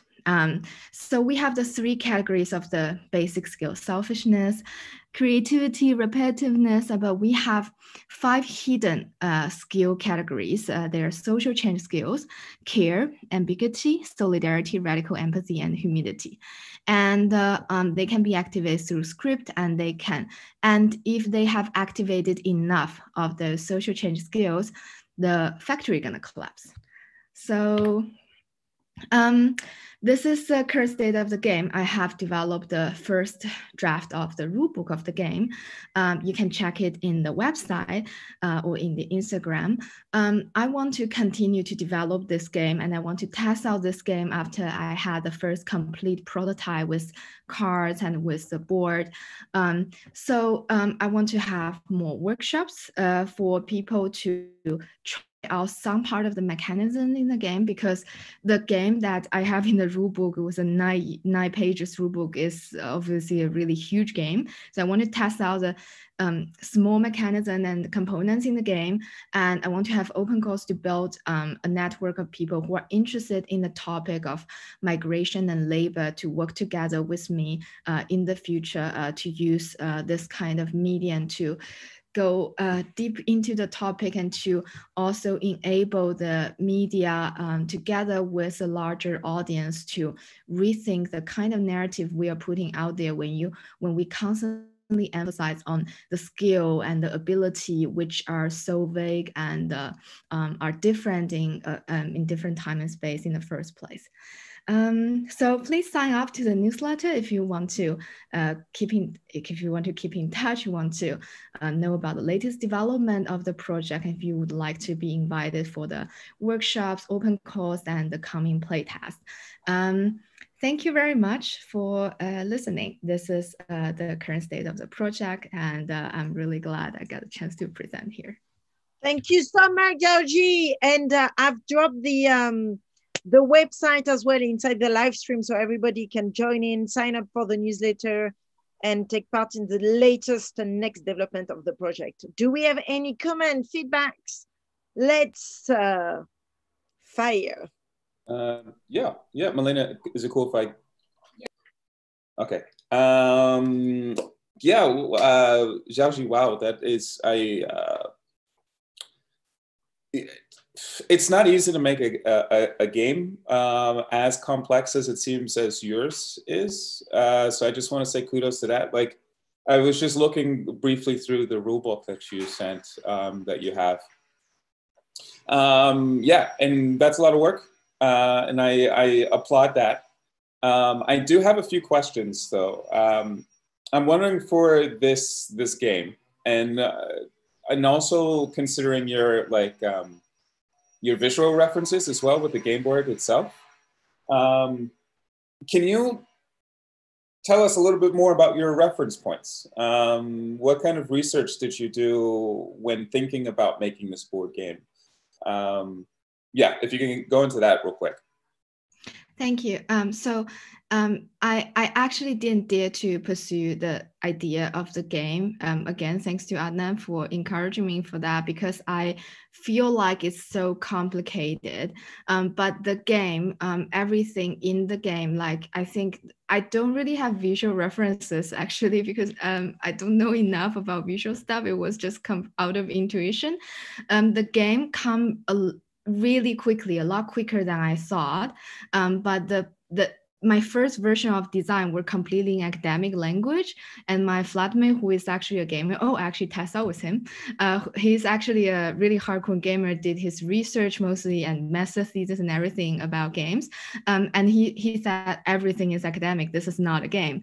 Because for me, this game that it was because I studied about migration previously in my bachelor. So that's why everything in the game, they are references that I didn't maybe have it in my mind when I do it, but it was based on my knowledge and understanding about migration system in my previous study and also in my research at University of the Underground in the last 6 months. I was looking deep into the different systems, and this is completely just based on the real life system. So yeah, I'm not sure if that answers your question. Yeah, it does. I think that leads me to, excuse the noise. There's like a lot of yard work happening right outside my window. So if you can hear that, my bad. Yeah, so I am really curious about the visual language as well. I mean, I know you said that came from intuition, and just going back on like the thing that has been said way too many times during this whole critique about kind of finding an outside resource to help you with these things.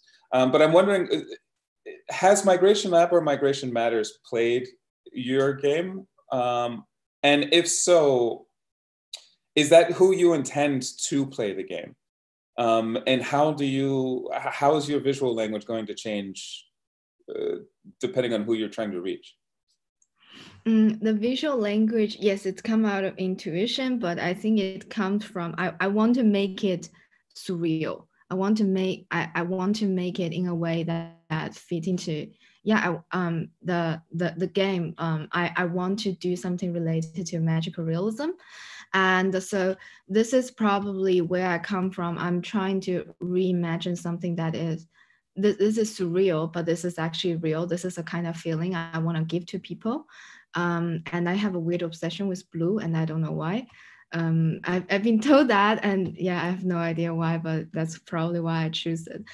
So I haven't really let them play the game because it actually comes pretty late for me in the process, and so there wasn't enough time to really reach out to more people about this game, but I would like to. So this game, I want to design it to be a workshop with different institutions, but I also wanted to reach larger public. I wanted to actually have a chance to make a real prototype and print it and maybe play with my friends and see their possibility to improve it in a way that I want to sell it to people. So this is the end goal, I guess, for the project, to let this game reach bigger audience so people can reflect on the system. Vale? Yeah. I was actually going to ask the same thing as Alex. I think for me, first of all, I think you've done a lot of work from like all of the tutorials. You always had something, be it like an essay or a plan to do something. I think your relationship to Adnan was very positive. I think like you fed off of each other very interesting ways. So I'm glad you managed to kind of like find that connection there. I think for this game in particular, I think it's great. I think I also agree with Alex that it is very, very, very important that you decide who is going, like who you want playing this game. I think that's the key. Like, you talk about radical empathy. Do you want people who have never experienced migration? Do you want people who are actively voting or working towards making tougher migration laws so they get like that empathic feeling and therefore maybe change their minds, hopefully? Do you want migrants to play it so they feel related to other people, they feel like they have a sense of community, like they're not alone and therefore they can fight the system? I think it is super important that you choose, and I want to be like super clear in general, there's nothing wrong with having a small and very clear, very specific audience and target audience group. I think that is very important because then it allows you to make like all of the decisions informed by that choice. So I think that's the most important thing for me. But I think you're in the right track. I think it's fun. I read through the rule book. I was there yesterday. I think it's very exciting. Yeah, and I will triple that, second that. I think it's, you know, I mean, what an achievement, Aoji. You know, this website is, you know, just brilliant in so many different ways. Obviously, I want a timeline. I want to know when we're going to play the game. I want a date. I want to know when that's happening, because the project is not, you know, is not finalized until we can actually really play that game, right? Because I think now it's kind of like a concept, but, you know, it really has to be built so we can actually play with it. We can actually play with it / you know, kind of get to experience it. So really, it's so important. Like I'm signing up to that newsletter, and I can tell you that I will be in your back, making sure that it's actually coming to life soon. But it's, yeah, really well done here for this project, which is a very challenging project that is very complex, talking about many complex issues. And, you know, you've been engaging with very, you know, difficult stakeholders that, you know, surely wouldn't want to be challenged in their belief system around values and human values. And you've done all of that. So that's kudos to you for that. Anyway, I'm going to move on. And also for keeping your cohort going as one of the rep together with Inwen. I think you've done a fantastic job, you know, I must say. So well done. Well done, Xiaoji. Okay, now we're gonna move into our last presenter of the day, Eduardo Castillo Venuela. Am I saying it right? Probably not. I don't have it on my eyes. Sorry, Eduardo Castillo Venueza. Sorry about that. He's gonna share with us his design fiction project, Front X, with which is basically a doppelganger of the Frontex. You know, agency, which is a European, the European Border and Coast Guard Agency, which is headquartered in Warsaw in Poland. So he's been working actively in trying to like challenge them in their belief system around borders and nation states. And he's going to introduce some elements of his design fiction, Front X, to us today. Well, thank you, Nelly, for the presentation. You almost got it. I know it's kind of difficult to pronunciate it. But yeah, so happy to be here. As Nelly said, I'm Eduardo Castillo Vinuesa. I'm an architect based right now in Madrid. And I'm going to present you guys the project I've been working on in the last month, which is called Front X. Let me share my screen. Wait a second. And share sound. Okay.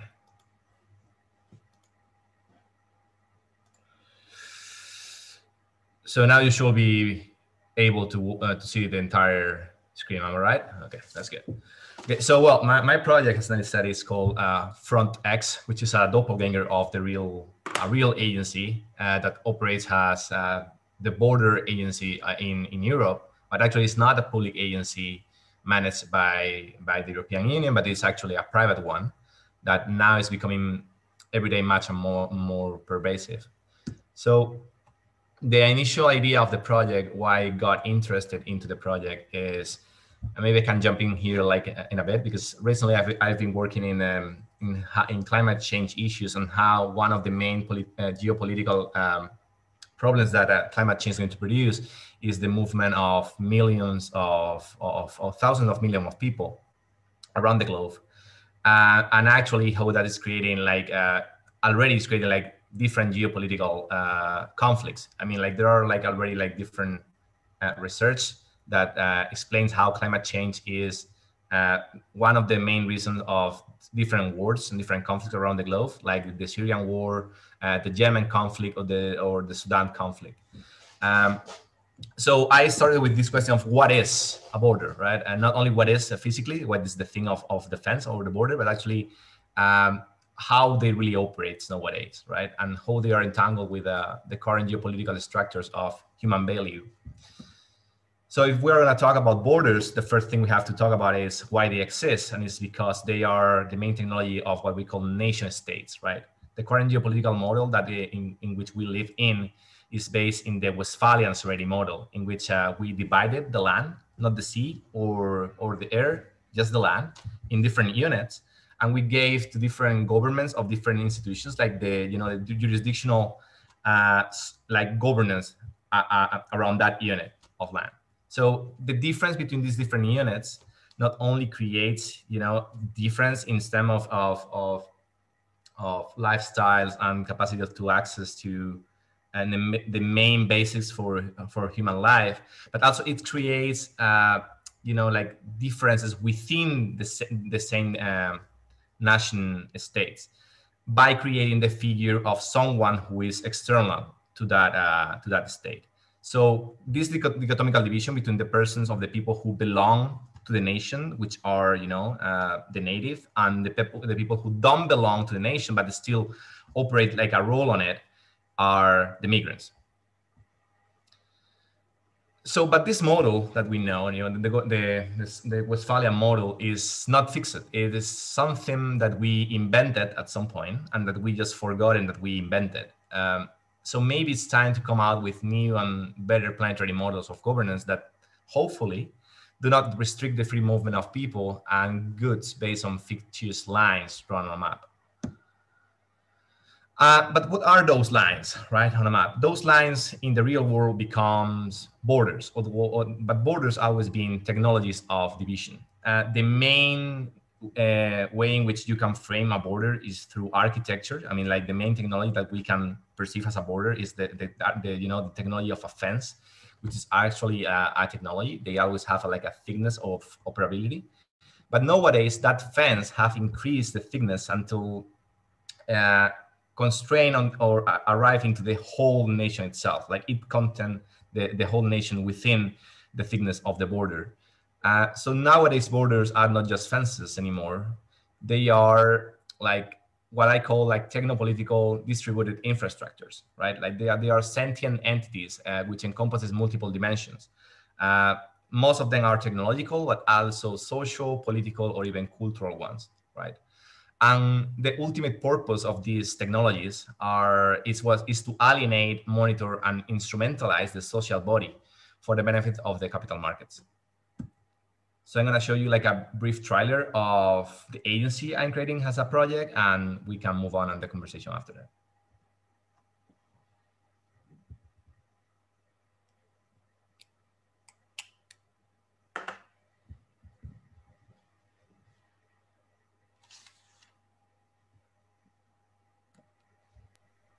Just Eduardo, maybe.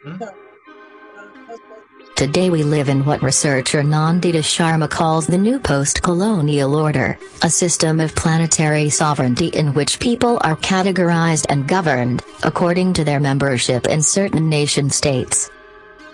Established after World War II, post-colonialism marks the end of the political legitimacy of the sovereignty of imperial states and the beginning of a new hegemonic model of planetary governance, based on national forms of state sovereignty.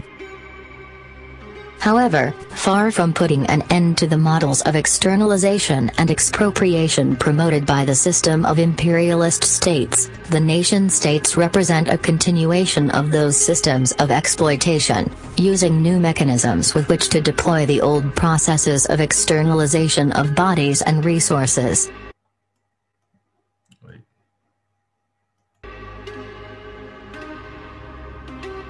The plundering of the colonized territories and the transformation of social relations that the imperial states implemented, operated through the imagination of a world divided in two.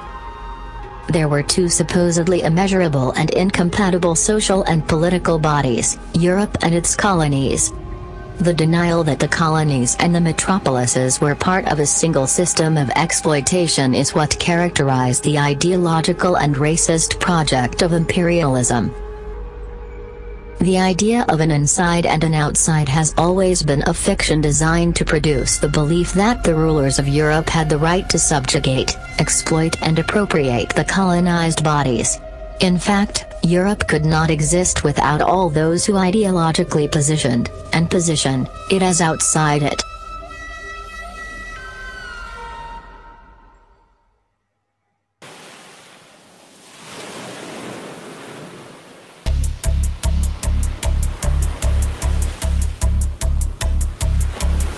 In contrast to the imperialist model, nationalism, with its promises of a different and limited national insular society, has only intensified these processes of externalization through the construction of the legal figure of the migrant. The national states, and the imperial states they replace, actively construct the image of an outside, in order to hide the class war that has long been of global scope and consequence. However, we often underestimate the true extent and pervasiveness with which border systems are deployed today. They have long since ceased to be mere fences at the borders of national territories, built with the intention of keeping migrant bodies out, but rather expand the otherness of the outside into the very interior of nations, acting as a mechanism of social exclusion and dissociation.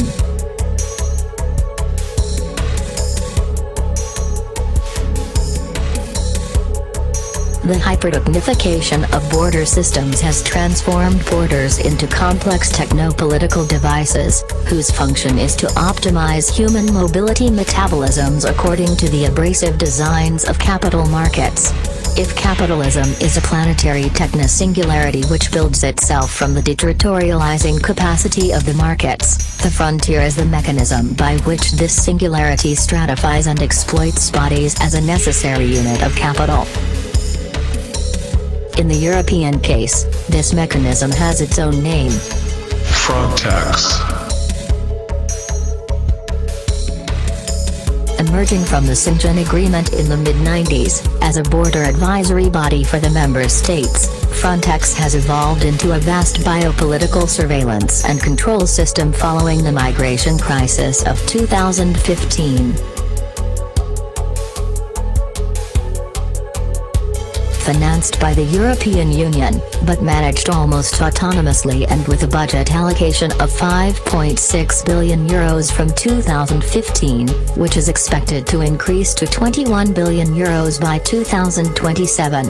Frontex exists as part of a network infrastructure that transcends the physical limits of the territory to permeate the systems of political sovereignty, promoting the accelerated development of operational technologies, biometric systems, facial recognition, massive databases, for the control, management and instrumentalization of the migrant body.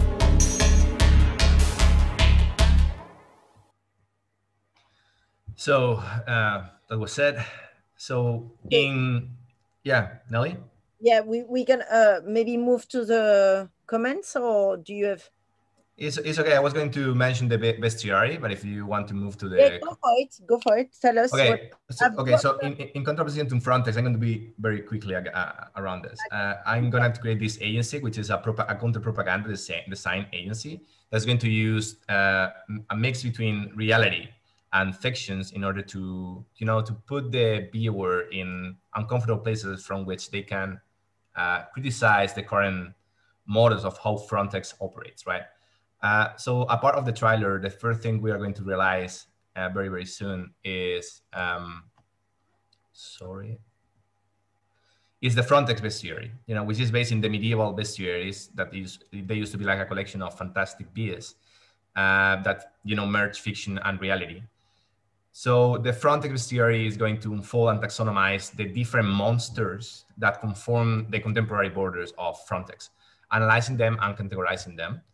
And it's going to mix, as we said, fiction and reality, speculate about how many of these technologies that are currently in use could be developed in the near future. So it's going to merge border surveillance drones, monitoring aircraft technologies, but also how new technologies such blockchain or Internet of Things could develop a future in which fences are just a nostalgic, past. So it is coming soon in our website, www.front-x.persona.com. And I invite you to all to go there and check it out. It's going to be released probably by next week. So thank you so much. And also the video will be on there, right? Because I think I was it's gonna...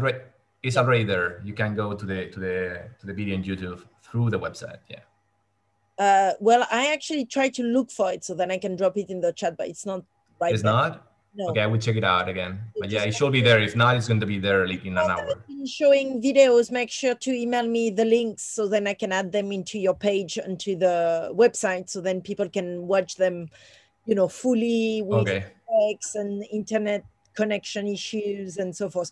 Do we have any comment, question about Front X for Eduardo? Yeah, I can start. Hi, Eduardo. Nice to meet you, actually, because I don't think we've met before. No, we didn't have the opportunity. Hi. So I think, first of all, I think like the, I want to ask, did you make the sound in your video? How did I make it? Well, did you compose the sound? No, it's from a friend of mine. Is a composer. It's called Cuero. It's not my music. Okay. Regardless, there's something that works very well. I think like you did an amazing job at finding archive material. It's gorgeous and it's like really well chosen. I think it works very well with the sound. And I think it kind of like, you know, one thing leads to another. It's very effective. Now I'm going to say the same thing that I told Dee. I think both of your projects are very thorough in research, very well articulated, very clear in why they're relevant and why they need to exist. I am missing in yours the individuals. Like, I think you kind of like, you haven't told me who are the people who are suffering from, or kind of like who are experiencing the consequences of these kind of like hard borders. There's, for the one in between Morocco and that kind of like weird Spanish territory, there's a very beautiful podcast by This American Life where they follow one Nigerian man, I think, while he's trying to cross over. And you kind of like get to understand his thought process, why it's important that they cease to exist. And I think I'm missing that. And I think the robotic voiceover in the video does not help either, because this is kind of like emotionless. It's like, when is she gonna be shocked at anything? Is she just gonna be like, do you know what I mean?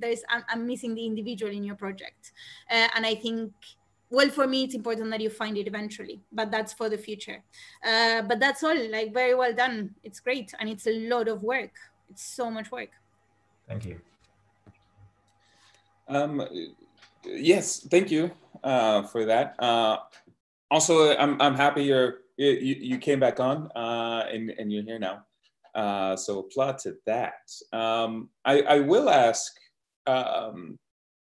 given that front dash X U is a mimicry of front's EX, the actual organization, why is your visual language so different than front X? Do you really think it's very different? Like yeah, totally.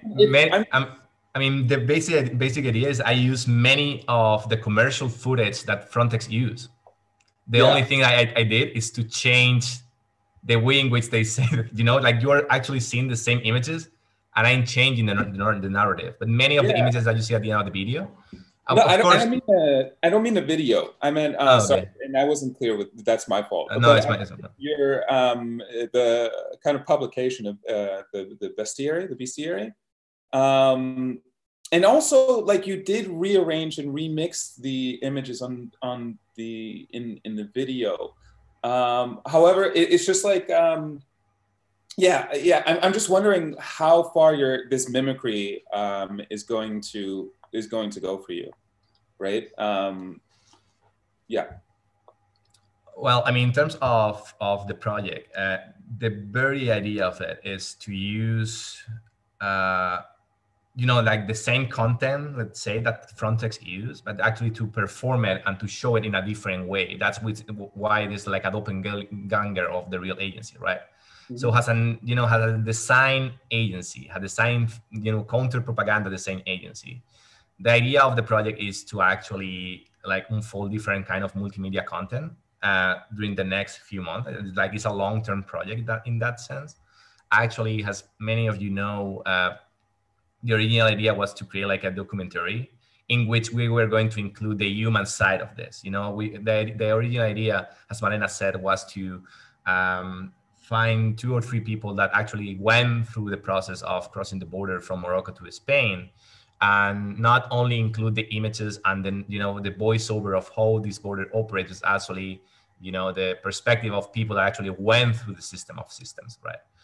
Of course, due to COVID and different circumstances, that I couldn't make that for this time. But of course, it's a long-term project. The idea is that project will appear, that long-term, like long video, long movie film will appear eventually in the next few months. But for now, as you said, the kind of multimedia content that we unleashed for this, the final of this program, was the bestiary, which is at the end of the day is a collection of different systems, but not only physical systems. It also going to, you know, unfold like the strategies for interrogation that the, you know, the agents of the border use in order to, or there are already AIs that can detect from where you are from, just from the tone of your voice and your accent. You know, that the different technologies that the system uses in order to segregate the population, you know? Yeah. But yeah, I mean, I don't know if that answer at least partially your question, but that's the idea. Yeah, I guess a follow-up question: do you plan on ever receiving a cease and desist letter from Frontex? Is more along like what that I'm will be amazing. Like yeah. that will mean that I'm doing something right. Am I right? Yeah, actually, yeah, like they can. I don't think they could do that, but it will be, if we arrive into that point in which they send that, I think that will be like a pretty good end point of the project. I agree. Yeah, because actually, I guess the point of Alex is coming back to when he was studying during his course. They had a band called Salesforce that was doing music, right, to react to Salesforce pieces of text. And the CEO at the time had written like Salesforce is this kind of like, you know, pretty much they own the internet. They are the infrastructure behind the internet, basically, and they are based in the Silicon Valley. So the CEO of that company had written a book, and based on the book and the statement made by the CEO, they actually built a rock band. And part of it is that they actually started to get threatening messages from the law department, because their rock band was actually called Salesforce as well, which, you know, then started this whole conversation between them and, you know, and Salesforce. But look, Eduardo, I think definitely like I feel you've not actually answered the question that Alex just posed here, which is the choices, the graphic choices and language that you made. And I think maybe moving forward in your project, you should really address that. You should really starting, you know, if it's about doppelganger, if it's about building a design fiction that is kind of a replica of, as opposed to a counter narrative, you know, counter narrative is counter. But this is not a counter narrative. You are building a doppelganger, and that's a big difference here. You're working within the existence of similarities. So we need to see the similarities throughout the work. We need to really embrace, like, you know, the language, the graphic style, the fonts. Everything has to be a complete copy paste replica. Otherwise, you're talking about something else, which is fine. But it's another project, you know? So it's just about really selecting and being very thorough in terms of the creative direction and the commitment you're making in this project. So it's not just that and that, it's, you know, it's either or, like, you know, otherwise it becomes really confused and we're not too sure as to what you're trying to achieve, you know. And I'm really excited about the bestiary. I'm really looking forward to seeing what it's going to be like. And I think also, like I said to Iris before, when she was talking about, you know, the cultural scene behind the space exploration, I think your work is very much anchored into design fiction, but also into architecture / design fiction. And there is a whole realm of practitioners there, like Amyang, you know, Stelka, obviously you studied there. You know, there is a lot of people that are starting to develop this very niche realm for architecture. And it feels to me that you've not acknowledged them to your presentation, and you should somehow, somewhat, because you're not on your own doing this type of work. You know, so it's important to say you're also building from the existence of that previous work somehow. And then to kind of explain where you're original according to that realm. And also just to kind of like maybe figuring out a way that you can get them on board into your project moving forward, because there is a whole community out there. So it would be interesting to see how you might send the bestiary to them for some sort of feedback or collaboration. I don't know what that might be, but it's maybe something to think about. Yeah, I mean, answering to your two main points, I agree. I think that will be like a very good next step for the project to really mimic the aesthetics of Frontex into that point in which you can really not differentiate which is which. You know, if some document that it appears or you get, it is from the real Frontex or it is from FrontX project, right? And in regarding the second one, of course, like I mean, my work is definitely influenced by projects as, you know, Liam's work or also Meta Haven's work, which they are not architects, they are great in doing this kind of, you know, propaganda projects, has like the Sprawl or much more. Of course, like they are, I mean, I had the opportunity to work with them, with both of them. Of course, there is no of course, like you have to, you know, that's the basics of research. You have to acknowledge your peers. Well, I acknowledge them. I use this framework to acknowledge them totally. Yeah. It's like, you know, when you write a paper and you have to have like all of the, you know, the reference to make sure that, you know, the work is being understood in reference to that, but also you then explain why what you're doing is so original and different as well. Mm-hmm. So that's why it becomes exciting in a way. Amazing. Yeah, totally agree. Look, Eduardo, thank you so much. Thank you to all of you for the presentation. Thanks to the viewers for watching this stream. All of these projects will, of course, as you've seen, all of you are going to be in development, are still in development. So do check out online. Again, we will be keep on uploading, you know, more material onto the page of each of the researchers as they develop their projects. It's been an absolute pleasure. I'm forever grateful for your passion. I also want to acknowledge the fact, you know, talking about acknowledging things here, Eduardo. I'm going to acknowledge the courage that it takes to put anything out there, especially in this time. And so I want to acknowledge the courage that each of these researchers have had for the past 6 months developing this unique field, unique project, and kind of like committing to their work, committing to their research question, committing to delivering a piece of work at the end of this and presenting it to all of you. You know, it takes courage to do that, and also to be in the view, you know, to receive critique in the view is not easy, but it's part of the creative process, I think, to accept critics, but also to actually build on the critics. And so please do be in touch with all of them with any more critique that you might want to share with them, positive, but also anything to do with how maybe perhaps they can reach out to other communities.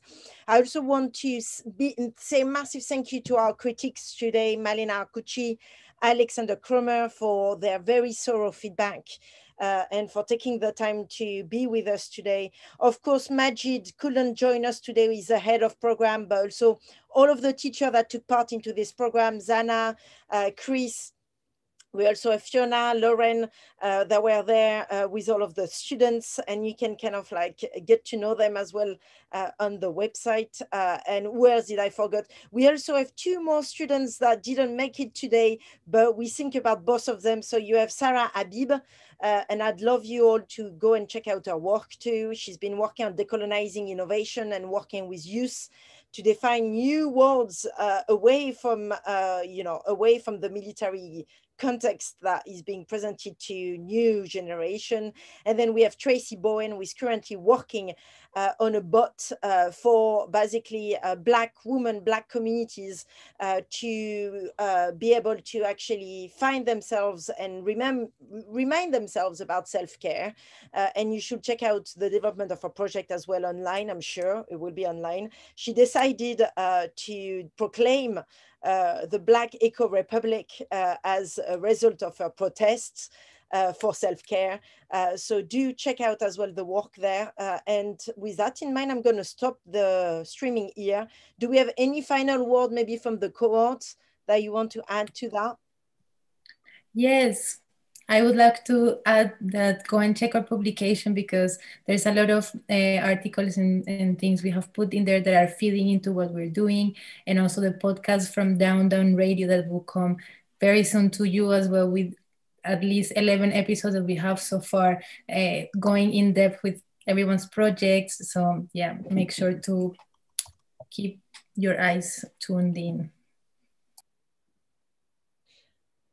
Super, thank you so much for that. And I actually have just put in the link in this so you can all see it. Thank you so much to you all. I'm gonna stop here. Any more line? Anyone? Bye. Bye, thank you, bye. Thank you. Thank you. That is it. We've done it, I think.